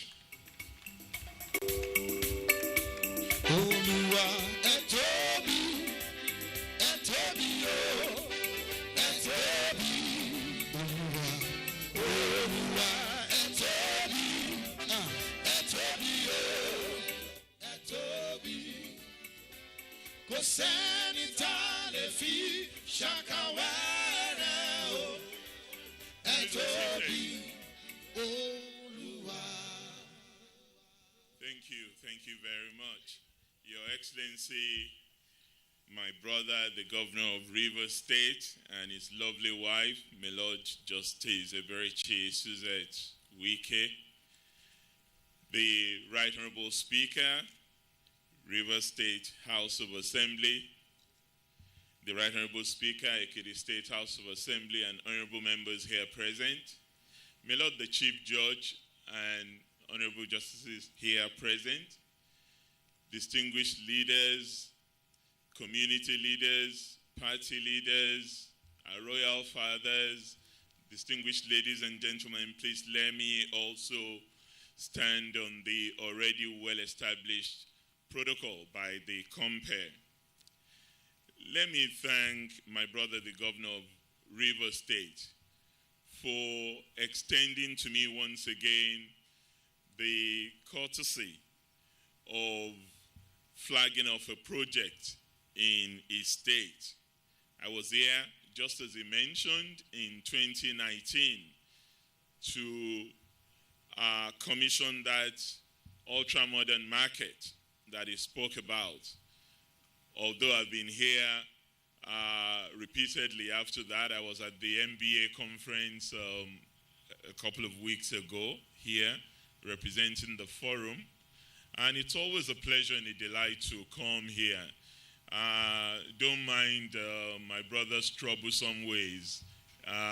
We are used to that in the Governor's Forum. He's a senior member of the forum, and he speaks his mind. And I want the members of the judiciary to just take it the way he has said it. That's Governor Wike for you.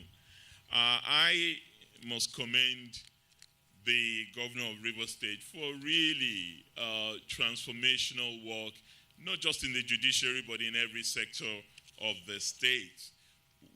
What is happening to the magistracy here is commendable. For those of us who are not lawyers, but educated enough to know the importance of this arm of government, and particularly the importance of the magistracy to the administration of justice in our country, we know that this is going to make a fundamental difference. From the statistics I've seen, 70% of matters relating to criminal justice administration are handled at the magistracy. And that contributes immensely to addressing our long-standing problem of awaiting trial detainees in our prisons. So if we provide the conducive environment for our magistrates to function, it goes without saying that they would deliver their responsibilities a lot more swiftly and also cover a lot more ground in order to address that challenge of awaiting trial detainees, as well as dispense justice fairly and swiftly. And if you look at the other things that have been done, my brother, the former president of the NBA, highlighted some of the strides that have been taken in the judiciary. I'm also aware of it. Driving into this venue, I saw the gigantic structure that is being put up by our brother for the Nigerian Law School Port Harcourt branch of the law school. He didn't talk about it. I was surprised he didn't when he was speaking.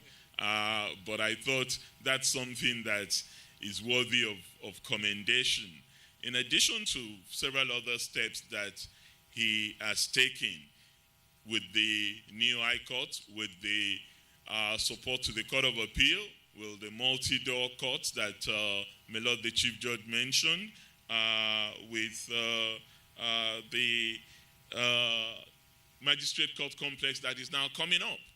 I think it is fair to say that being a lawyer helps. It may not be the only reason, particularly being a life bencher helps to recognize the challenges that the judiciary is facing and also helping to ameliorate those challenges. And we must thank Governor Wike for that.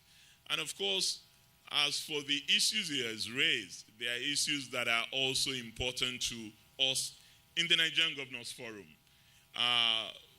we're nothing in the Nigerian Governors Forum if we don't pay attention to peer learning. And the way to pay attention to peer learning is to find out what is happening in our various states. What my brothers are doing, we learn from one another. We take a cue from one another. We also know how to chastise one another when we're going beyond the restrained manner of doing things. And we do that to ourselves, and there's a lot to take away from here. I can assure you that even though we are a much smaller state in Ekiti State, those things that we have found there that are worthy of emulation, we certainly will not hesitate to take a cue from you.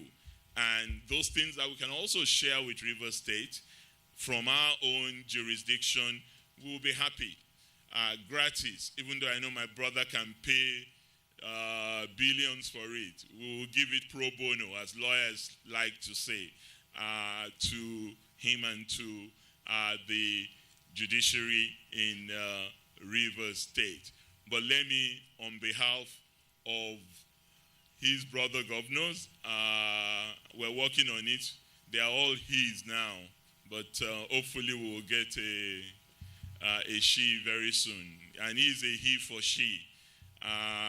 Courtesy of Her Excellency. He's trying to polish his feminist credentials, and we're working with him on it.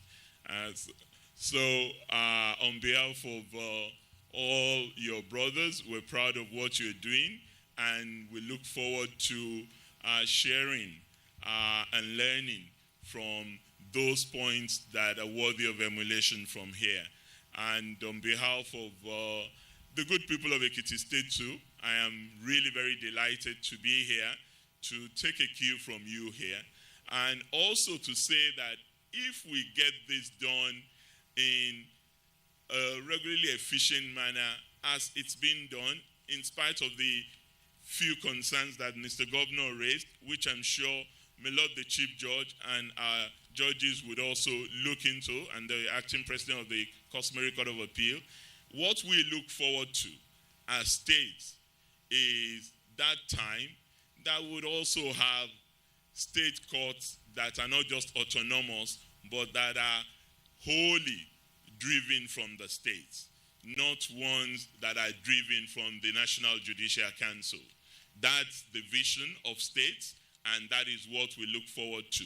But in order for us to do that, we must make sure that we also meet our own responsibilities to our judiciary, the way Mr. Governor is doing here in Rivers State. Thank you, congratulations, and I'm delighted to be here.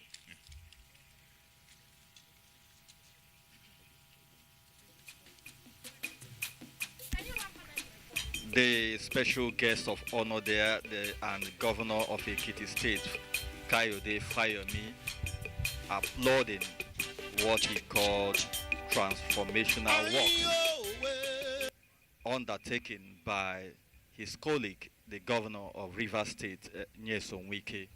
For him, it is also noteworthy the impactful leadership of Governor Nyesom Wike in the establishment of the Nigerian Law School Port Harcourt campus, while the Governor of Ekiti State and Chairman of the Nigeria Governors Forum make way to officially lay the foundation stone for this magistrate court complex to herald the flag off of this court complex embarked upon by the Governor of Rivers State.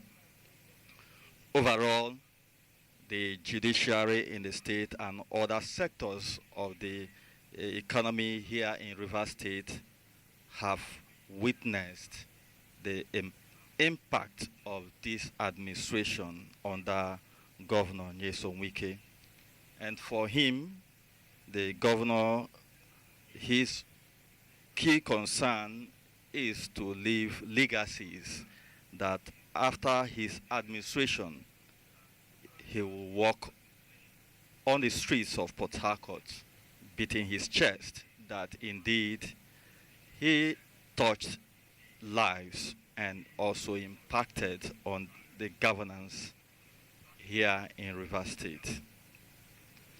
This is the whole essence of governance.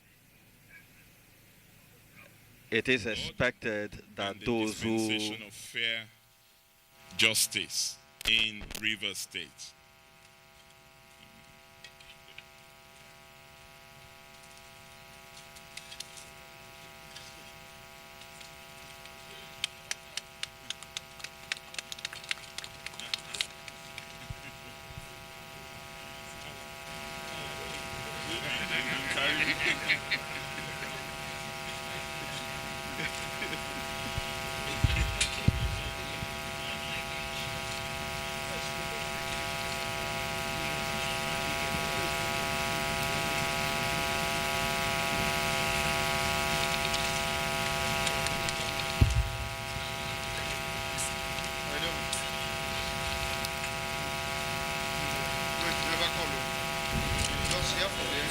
The national anthem.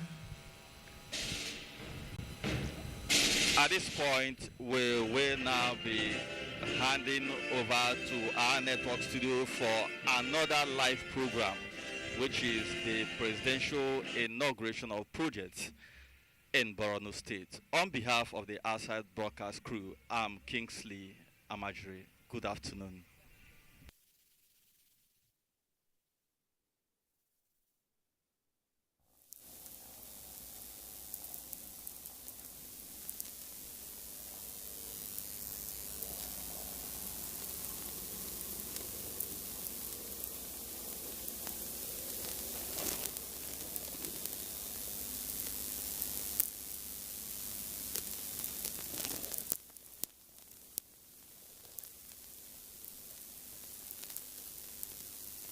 Once again, hello esteemed viewers. Welcome to the NTA's live coverage of Nigeria presidential visit to Maiduguri, the Borno State capital, on this cool and sunny afternoon of Thursday, 23rd December 2021. I am most sincerely yours, Mohammed Ibrahim, running the live commentary for this epoch-making event, which is the inauguration of the old custom roundabout new flyover bridge project, constructed by Borno State government under the leadership of Borno State Governor Professor Babagana Umar Zulum. Also to be inaugurated here is the Maiduguri-Muna dual carriageway, which stretches 10 kilometers from the new flyover bridge and roundabout area presently on set.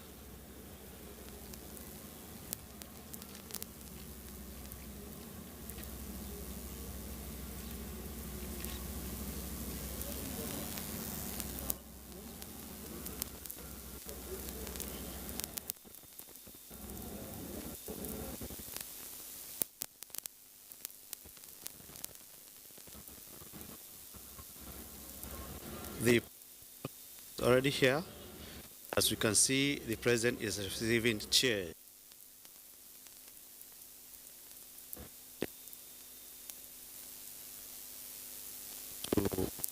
Here, the location of the old custom roundabout.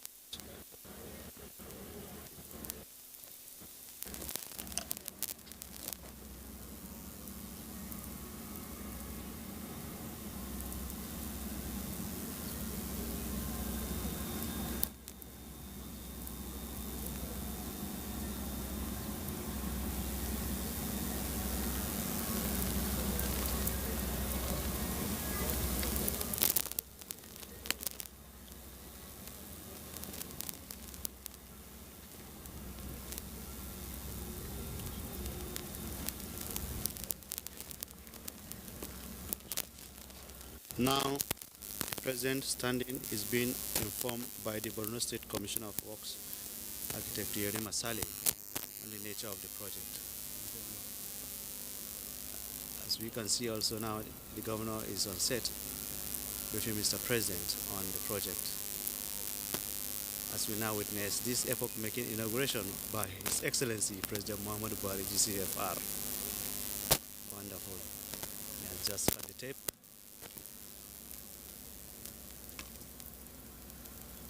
this inauguration of the dual carriageway, Mr. President. Dual carriageway, Mr. President. Dual carriageway, Mr. President.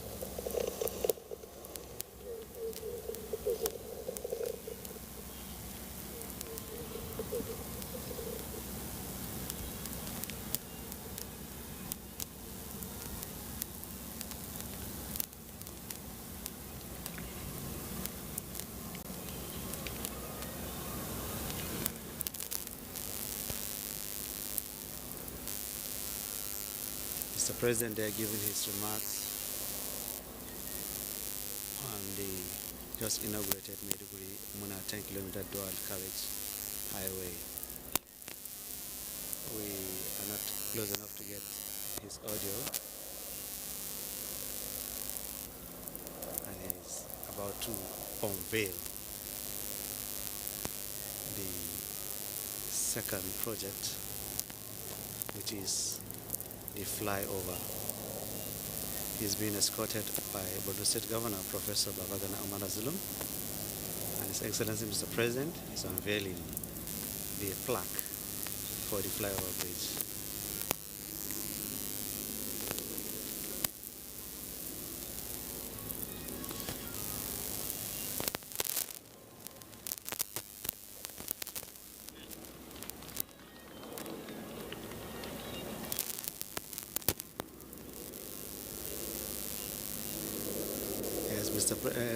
Governor Babagana Umara Zulum is taking the president on a walking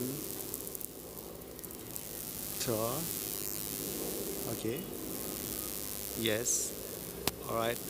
They're just entering vehicles to take a driving tour of the just inaugurated 10-kilometer dual carriage Maiduguri, the Kwa Highway, which stretches 10 kilometers from the flyover bridge.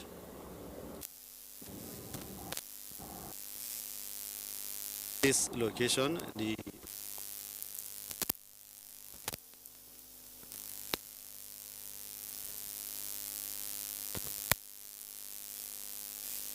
flyover bridge project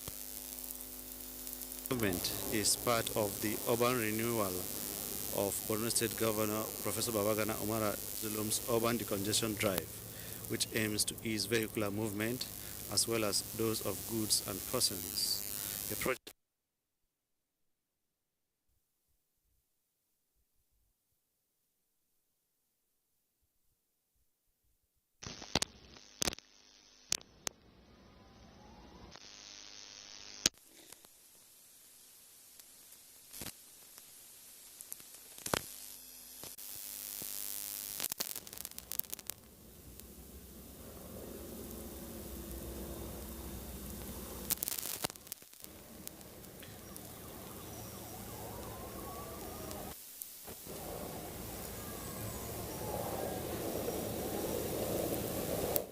contract for the construction of this gigantic project was awarded by the Borno State government in January 2020 of 2 billion naira, and completion is said to have been delayed by the COVID-19 crisis.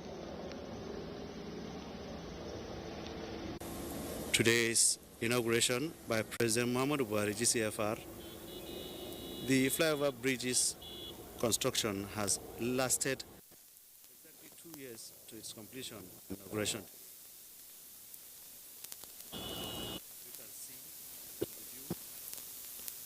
Project sits as the largest landmark in Borno State, which have 7 access roads.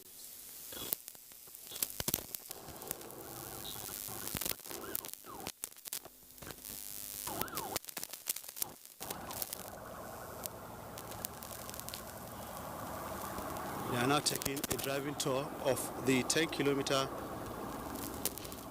Maiduguri-Dikwa highway.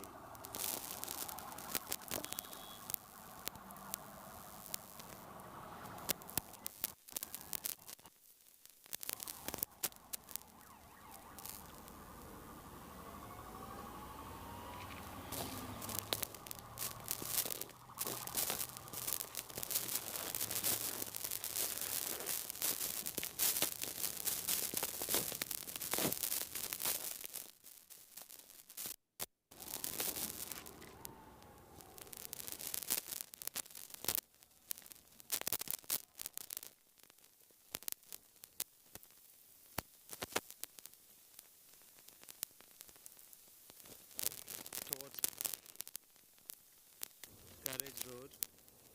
This is the new dual carriage 10-kilometer Maiduguri-Dikwa road, which is part of this 4.2 billion flyover project.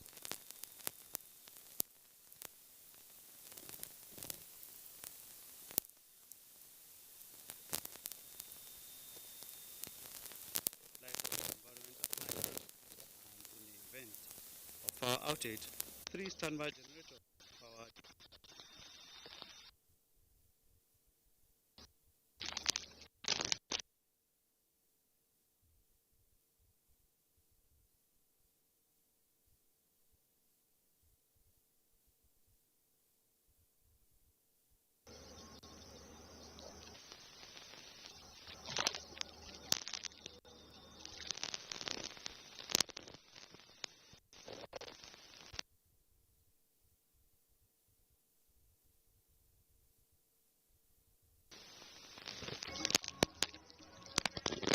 It is reported that it can carry up to 70 tons capacity, meaning heavy-duty trucks loaded with goods.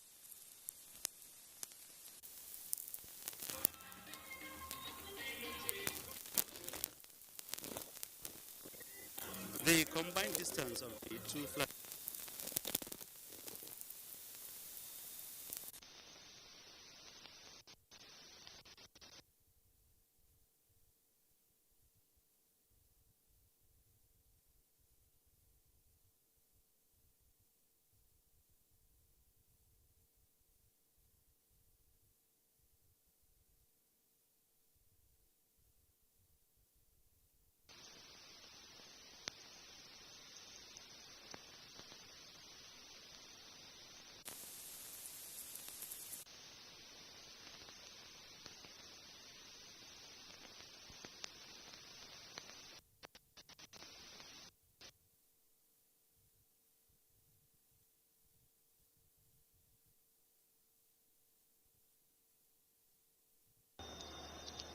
it is ready for the use by the public.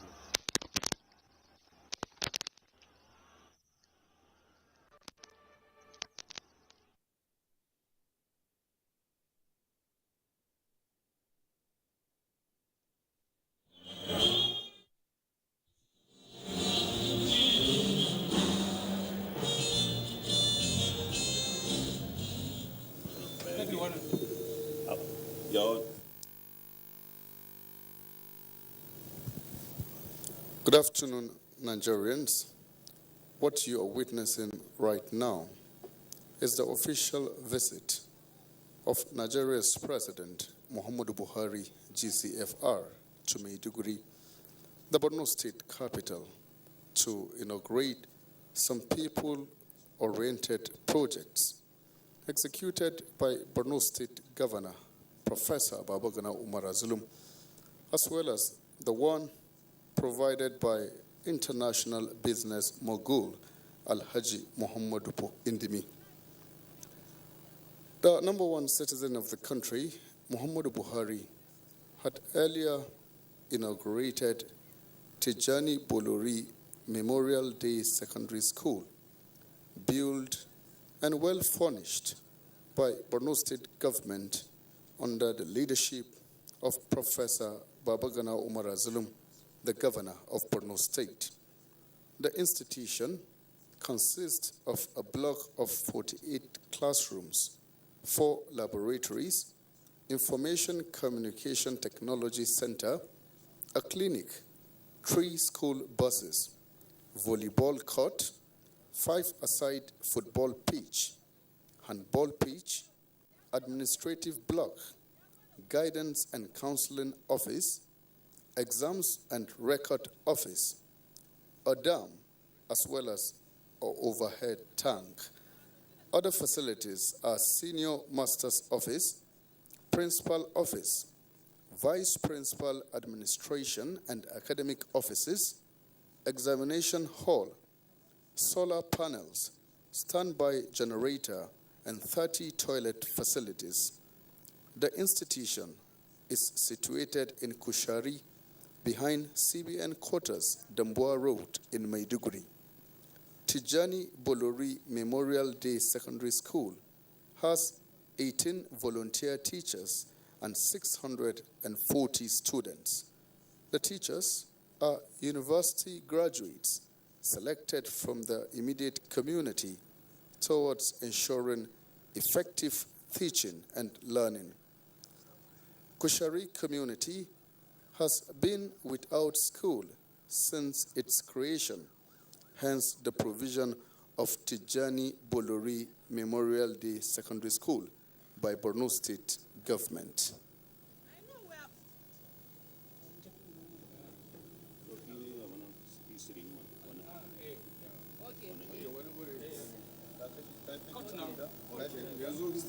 History.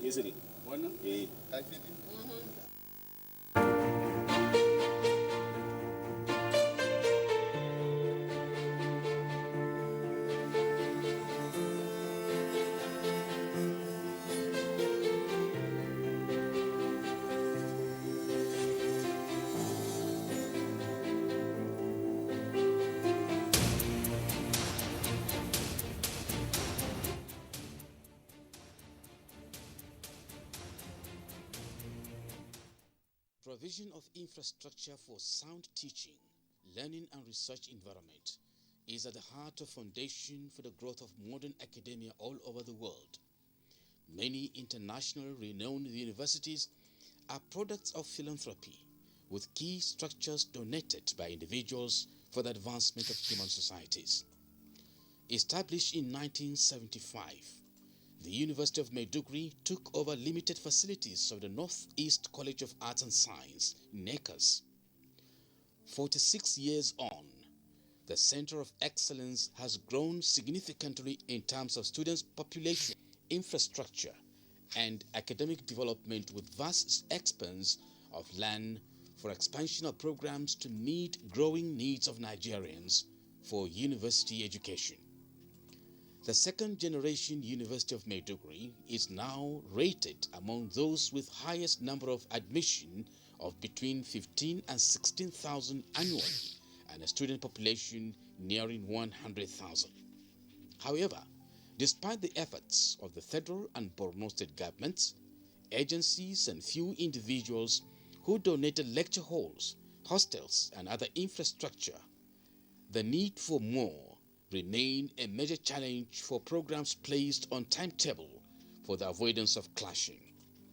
Like a dream come true, international business magnate of repute, renowned philanthropist, educational sponsor of global acclaim, and most of all, a son of Borno, Dr. Muhammadu Indimi, made a valuable input in supporting University of Maiduguri's quantum leap in provision of infrastructure.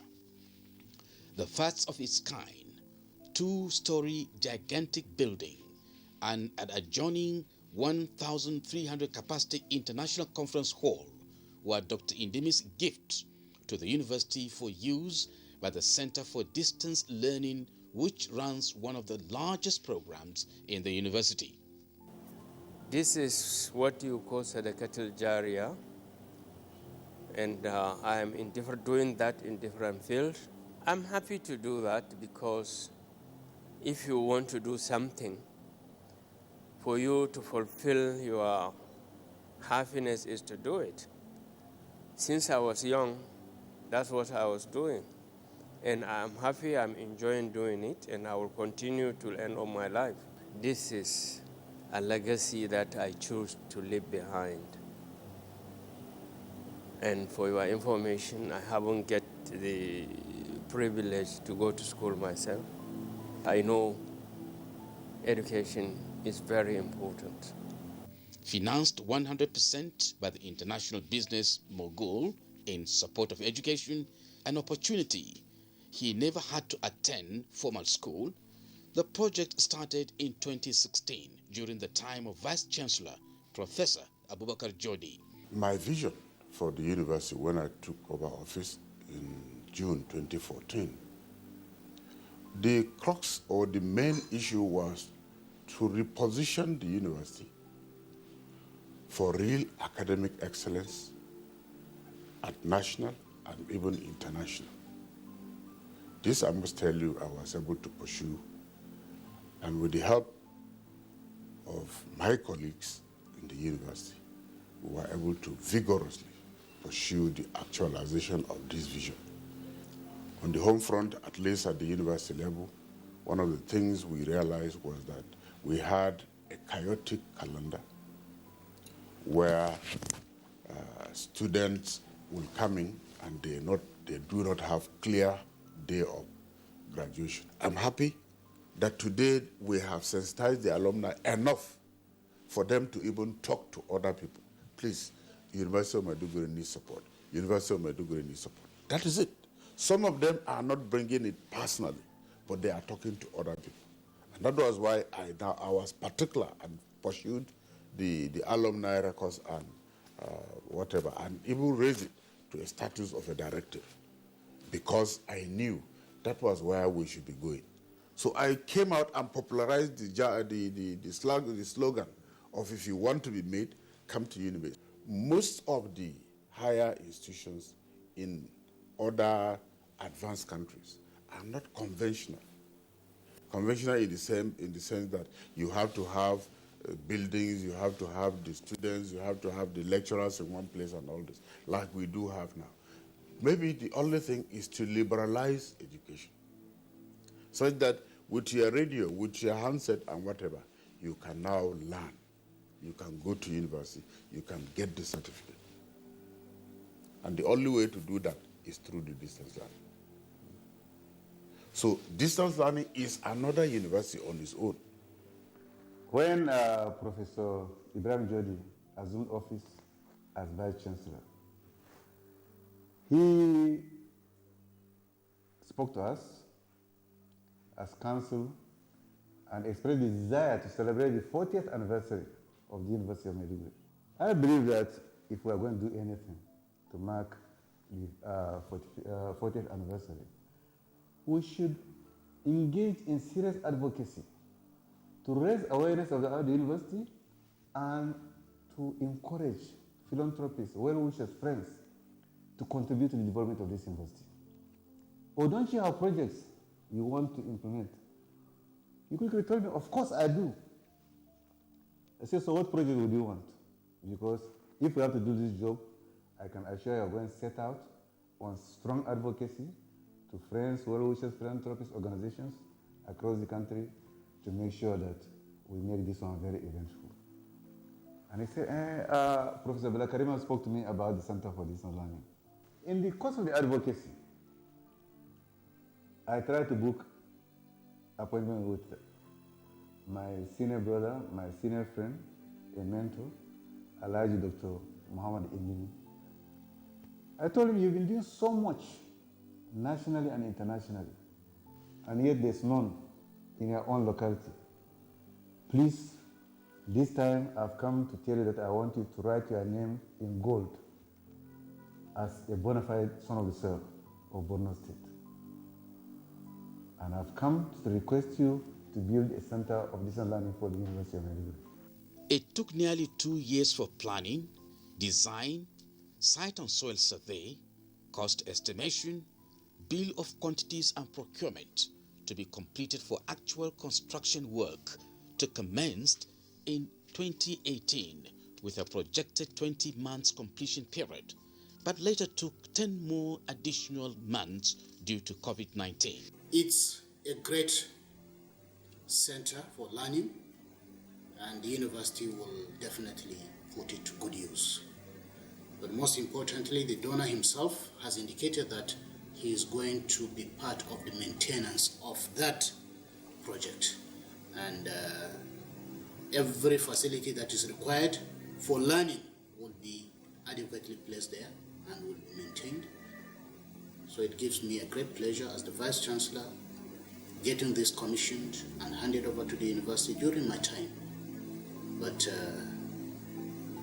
I also know that when it started, I was part of it, and that is something that is worth mentioning to the world, that I am the happiest person.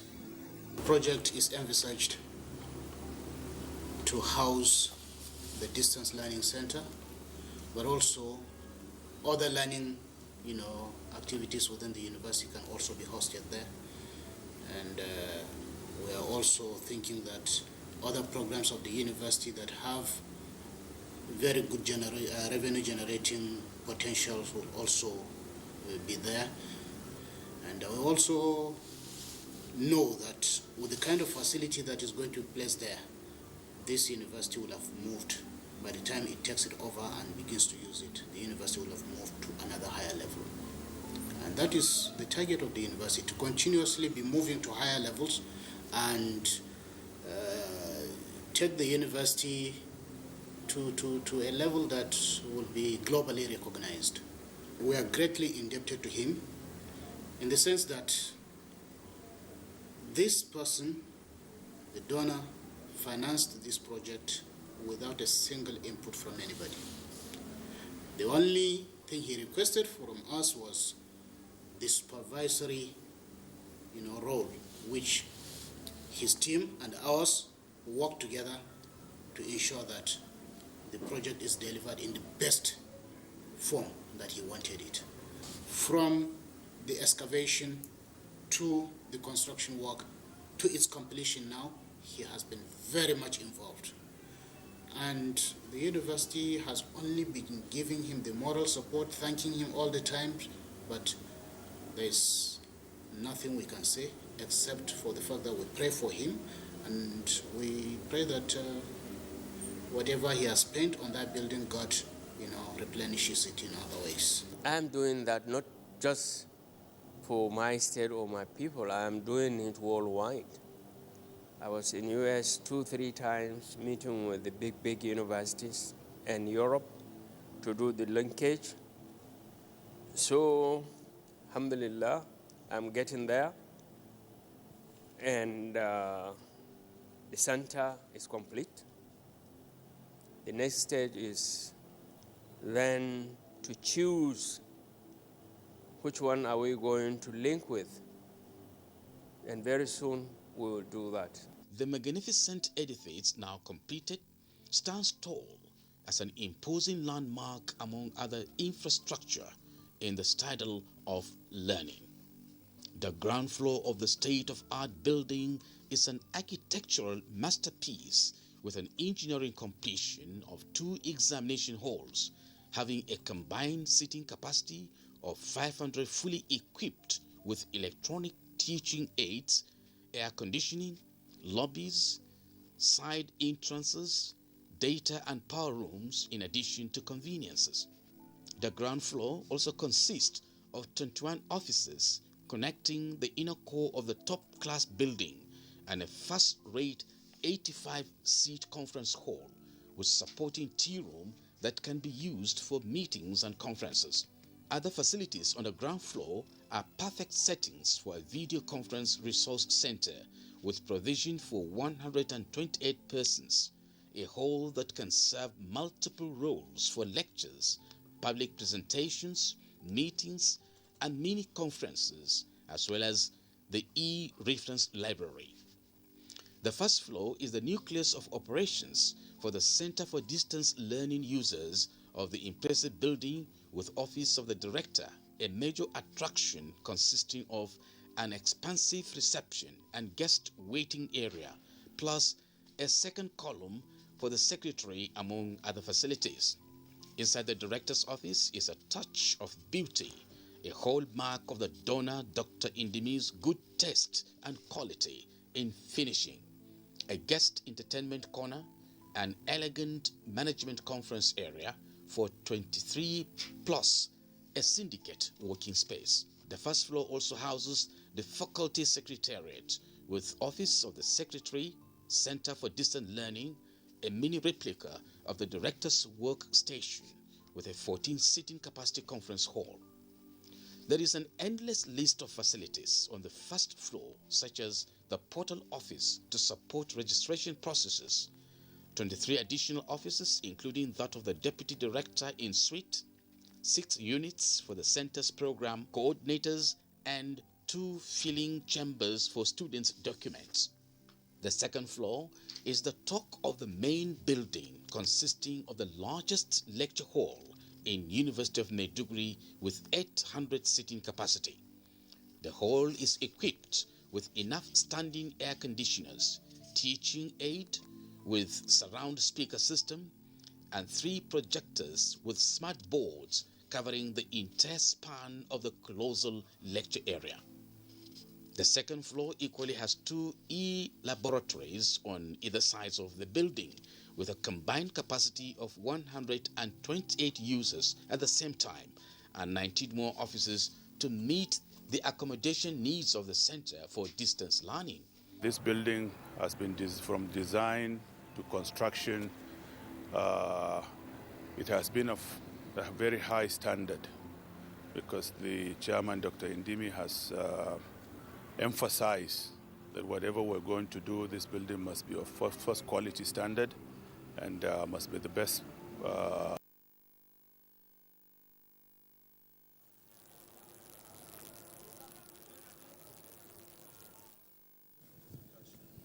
The President has successfully inaugurated the first ever flyover in northeastern Nigeria. That's talking about the custom flyover in Maiduguri, the Borno State capital, and he is currently at the University of Maiduguri. Good afternoon to you all once again.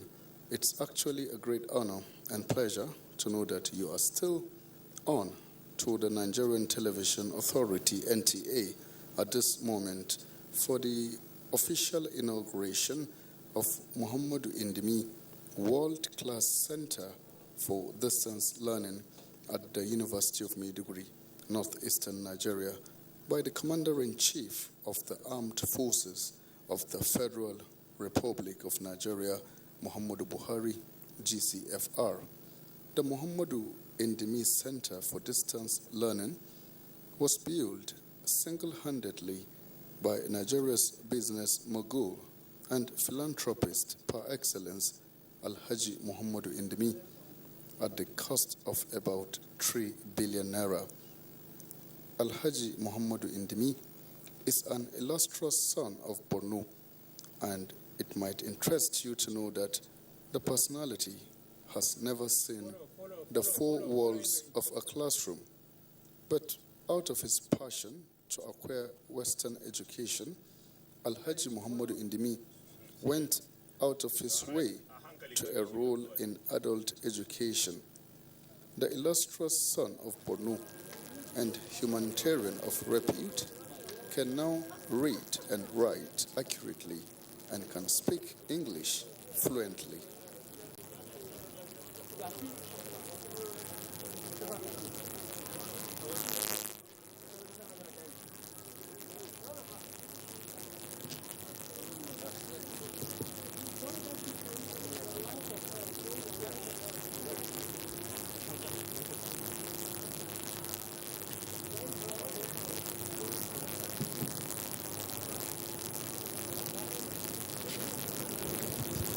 The provision of this multi-million naira project is a clear attestation to that.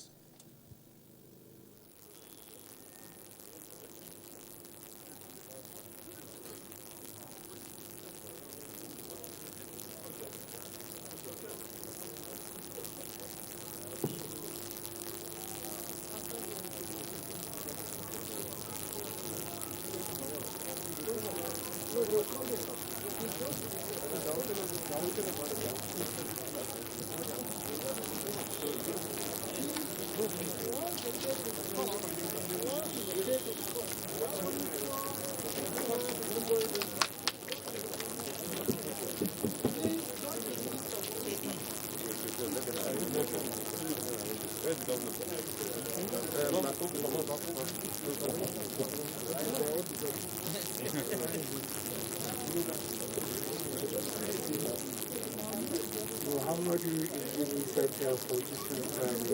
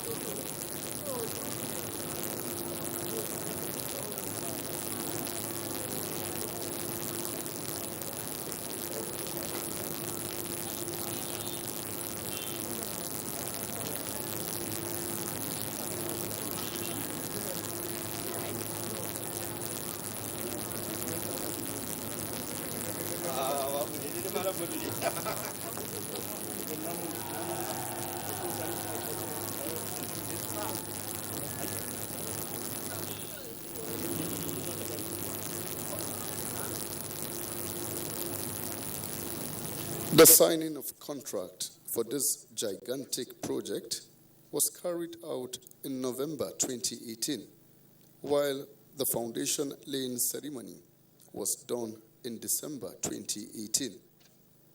The management of University of Maiduguri provided the land for the project and also played a supervisory role from the beginning up to completion level.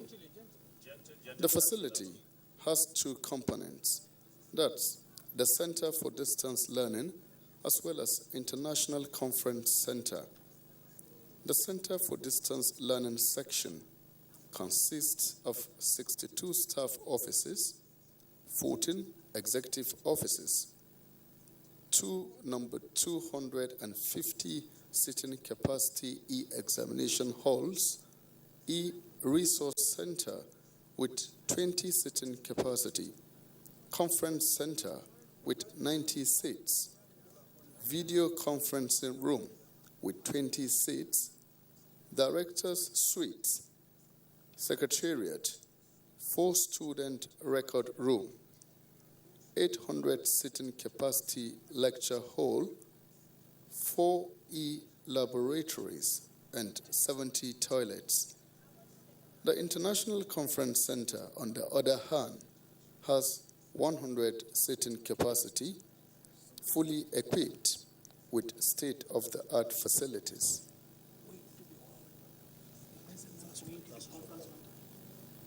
The president is now heading to the conference hall where the event proper is expected to hold.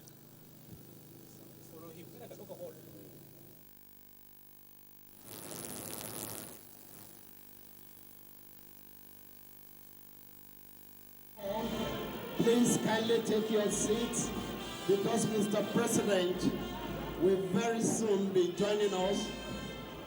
Kindly have a place to sit, please.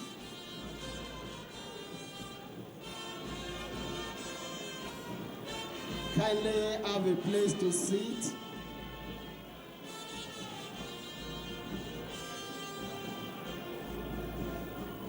Kindly find a place to sit.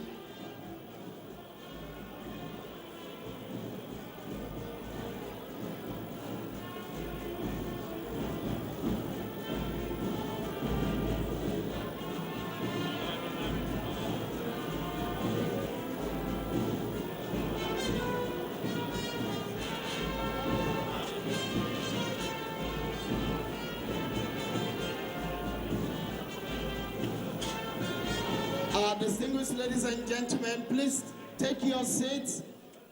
Mr. President, Federal Republic of Nigeria, President Muhammadu Buhari, GCFR, has entered the hall. Please let us rise and respect Mr. President.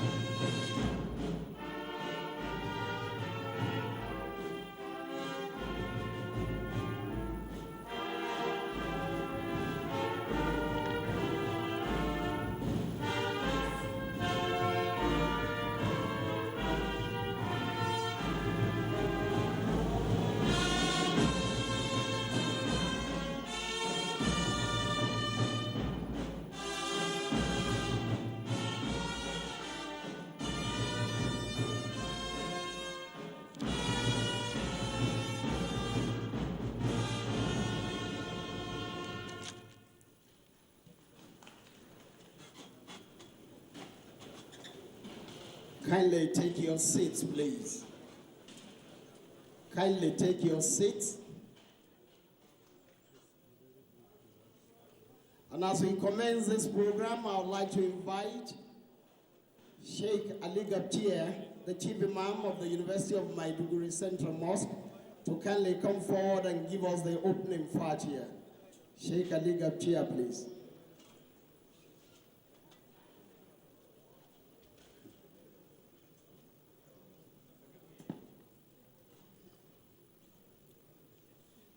ربنا لا تؤاخذنا إن نسينا أو أخطأنا ربنا ولا تحمل علينا إصرا كما حملته على الذين من قبلنا ربنا ولا تحملنا ما لا طاقة لنا به واعف عنا واغفر لنا وارحمنا أنت مولانا فانصرنا على القوم الكافرين اللهم إنا نسألك يا الله بأسمائك الحسنى وصفاتك العلى أن تزيد الأمن والطمأنينة والبركة في هذه الجامعة جامعة ميدوري وفي ولاية برنو خاصة وفي دولة نيجيريا عامة يا رب العالمين اللهم إنا نسألك أن تجزيل التأسف لمن بنى هذه المبنات العظيمة يا رب العالمين ونسألك يا الله أن تعيد السيد رئيس الدولة وحاشيته وسائر الضيوف والحضور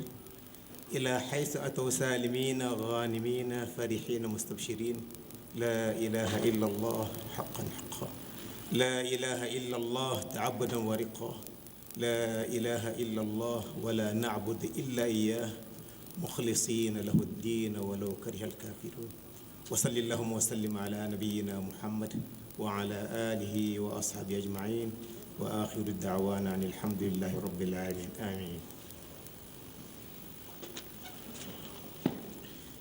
Your Excellency, President Muhammadu Buhari, GCFR, President, Commander-in-Chief, Federal Republic of Nigeria, indeed the father of the nation, Your Excellency, the Executive Governor of Borno State, Professor Babagana Umar Azilum, MNI, FNSC, GCO and Niger, Your Excellency, the Executive Governor of Kaduna State, Malam Nasir Rufai, Your Excellency, the Deputy Governor of Borno State, Honorable Umar Usman Kadafur, Elder Statesman, Outstanding Philanthropist, and Chairman of Oriental Energy and donor of the gigantic edifices being commissioned here today by Mr. President, Alhaji Dr. Muhammadu Indimi OFR, distinguished senators, distinguished members of the Federal House of Representatives, Your Excellency, former governors and former deputy governors, His Royal Highness the Shehu of Borno, Alhaji Dr. Abubakar Garbe, Ibn Umar al-Kanemi, Your Royal Highnesses, Emirs that are here present, the Chief Whip of the House of Representatives, Barrister M.T. Manguno, former Deputy Governors, the Honorable Minister of Defense, the Right Honorable Speaker, Borno State House of Assembly, the APC State Chairman, honorable members of the Borno State House of Assembly, the Secretary to the Borno State Government, Vice Chancellor, University of Maiduguri, Professor Aliyu Shugaba, the Head of Service and Chief of Staff, all other protocols most respectfully observed. Precisely 6 months ago, Mr. President was here in Borno State to commission 7 out of the 556 projects executed by the administration of Professor Babagana Umar Zulum in his first 2 years in office. That was indeed a momentous occasion. And today again we are having Mr. President here to commission other projects, which goes to show that the love the Kanem Borno people have for Mr. President is also being reciprocated by President Muhammadu Buhari. Your Excellency, Mr. President, without wasting time, I would like to invite the Secretary to the Borno State Government, Alhaji Usman Jida Shua, a distinguished administrator, an orator, and a calm gentleman, the pillar of support behind the successes of the government of Professor Babagana Umar Zulum, to kindly come forward and deliver the welcome address. Secretary to the State Government, sir.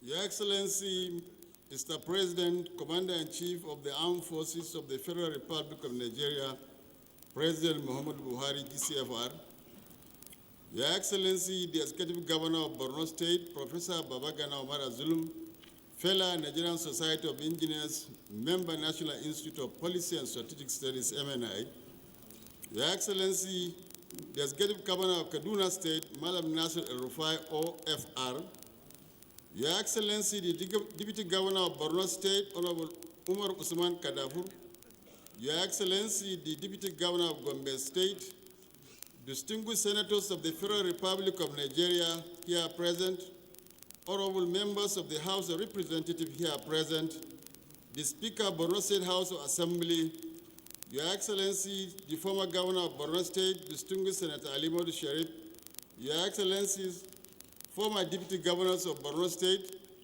honorable members of the Federal Executive Council, my Lord, the Chief Judge and Crown Cadi of Borno State, the Chairman of our great party, APC, Honorable Ali Bukar Dalori, members of the Borno State House Assembly, members of the Borno State Executive Council, members of the security establishment, Your Excellency, Your Royal Highness, the Shehu of Borno, Shehu Abubakar Ibn Umar Galbay, El-Amin El-Karimi CFR, Your Royal Highnesses, Alhaji Muhammad Indimi, Chairman, Oriental Energy and Pro-Chancellor, Borno State University, Chairman and members of Borno Elders Forum, the Vice Chancellor of University of Maiduguri, Professor Aliyu Shigaba, the Vice Chancellor of Borno State University, Professor Sandabe, members of the university community, distinguished members of the Fourth East of the Rim, distinguished invited guests, distinguished ladies and gentlemen.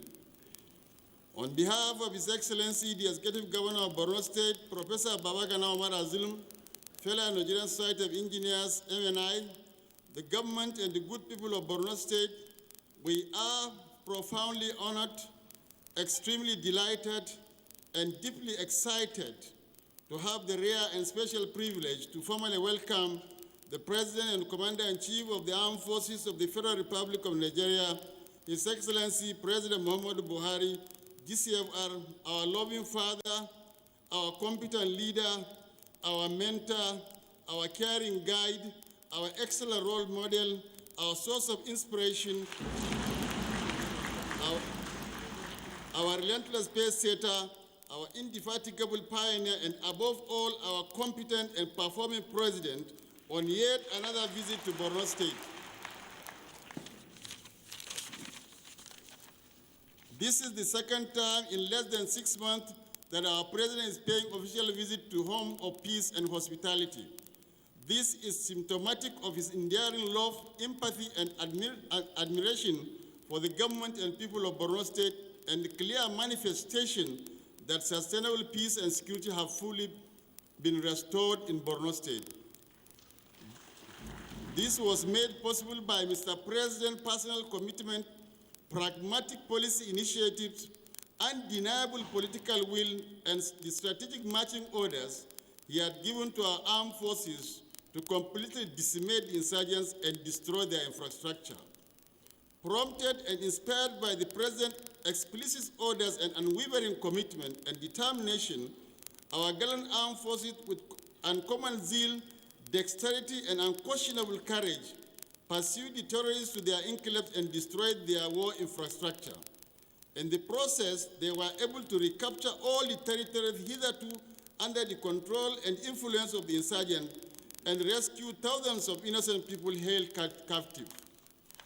What we have been experiencing every now and then are sporadic attacks carried out by belligerent remnants of the insurgents who are desperately trying to be relevant, which is a common phenomenon in any asymmetric war.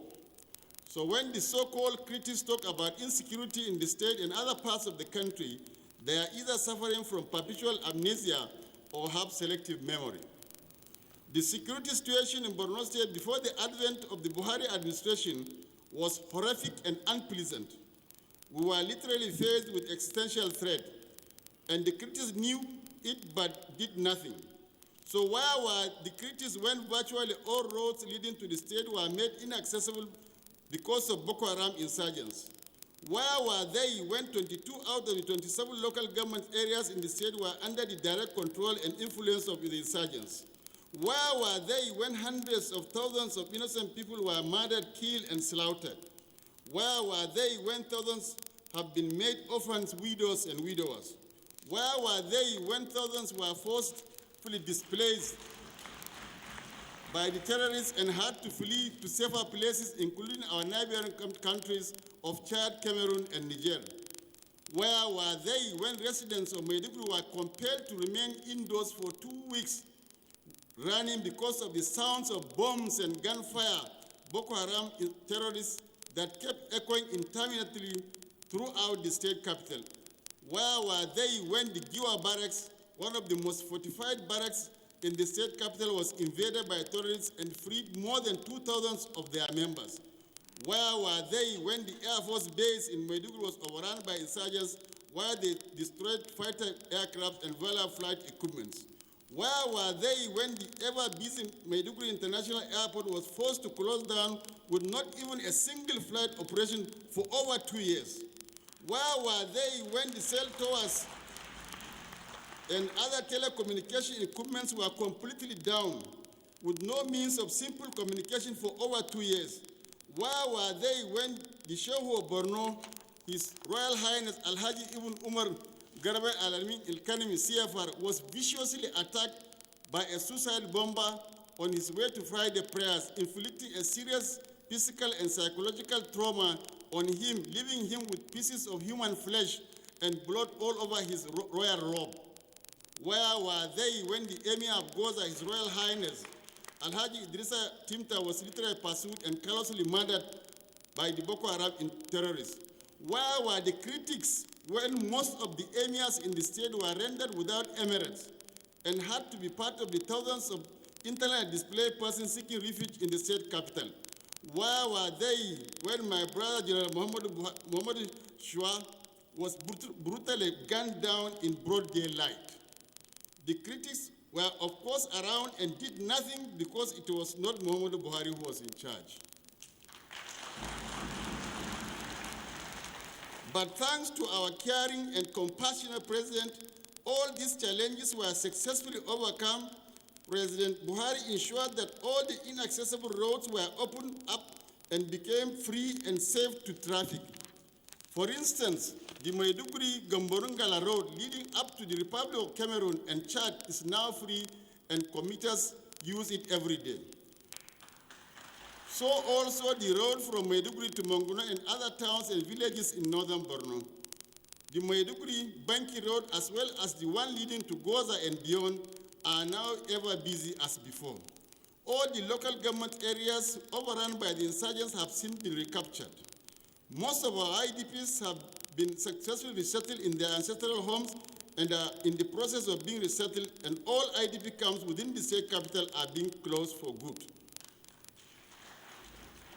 The Maiduguri International Airport is now as busy as before, with daily flights operation carried out by 4 different airlines.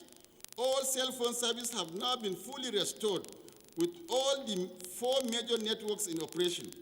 All the emirs have now been returned to their respective domains and are successfully conducting their traditional affairs in an atmosphere of guaranteed peace and security. We are, Mr. President, once again, very grateful to you for making all this possible.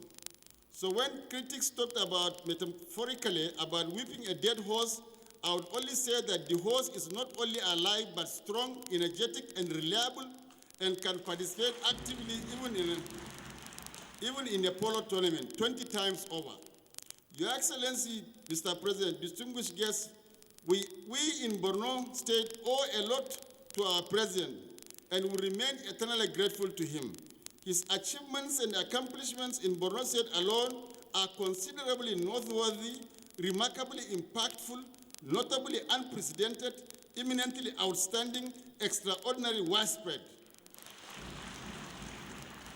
When the contemporary history of Borno is written, his name, Muhammadu Buhari, will be prominently cast in gold.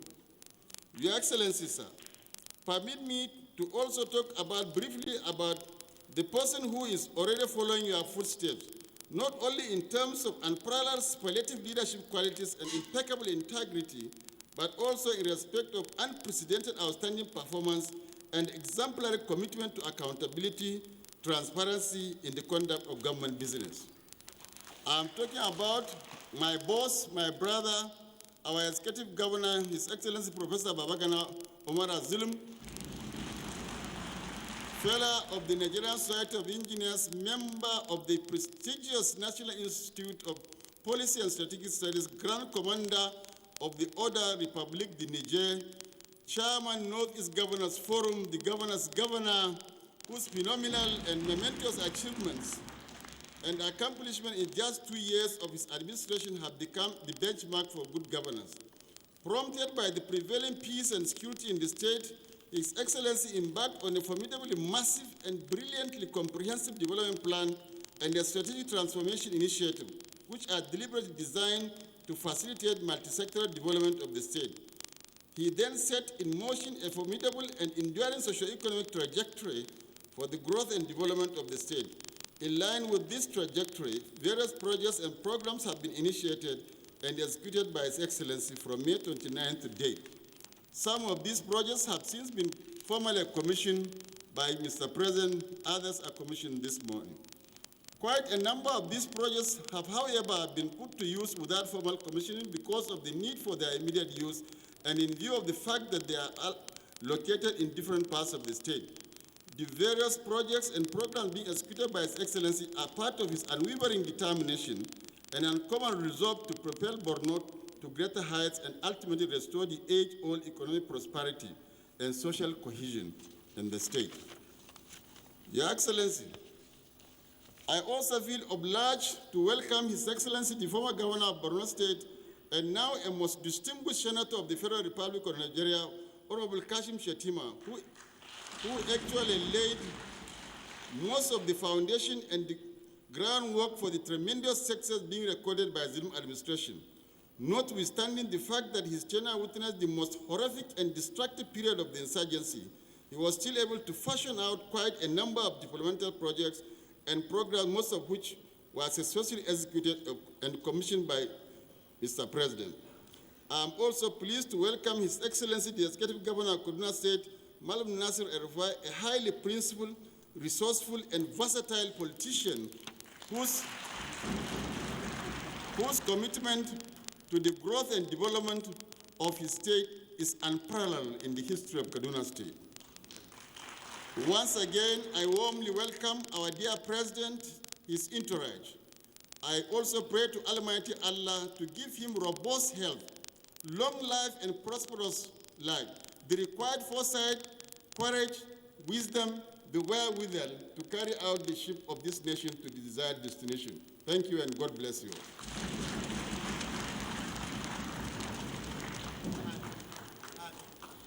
Thank you, the Secretary to the Borno State Government, the versatile Alhaji Usman Jida Shua Fellow War College.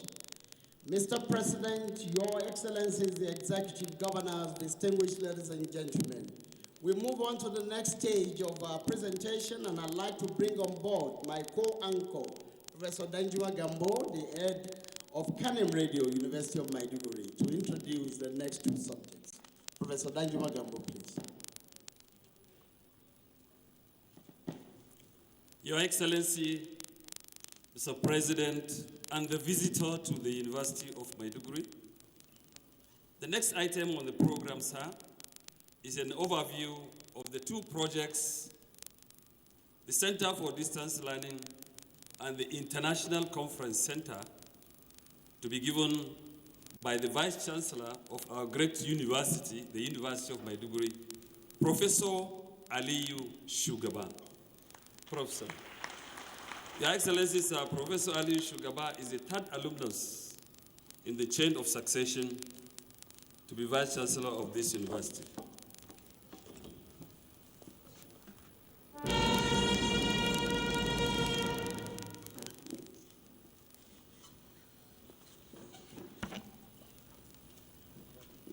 Your Excellency, President and Commander-in-Chief of the Nigerian Armed Forces and visitor to our university, Muhammadu Buhari, GCFR, and esteemed members of Mr. President's entourage, Your Excellency, the Executive Governor of Borno State, Professor Babagana Umara Zulum, fellow Nigerian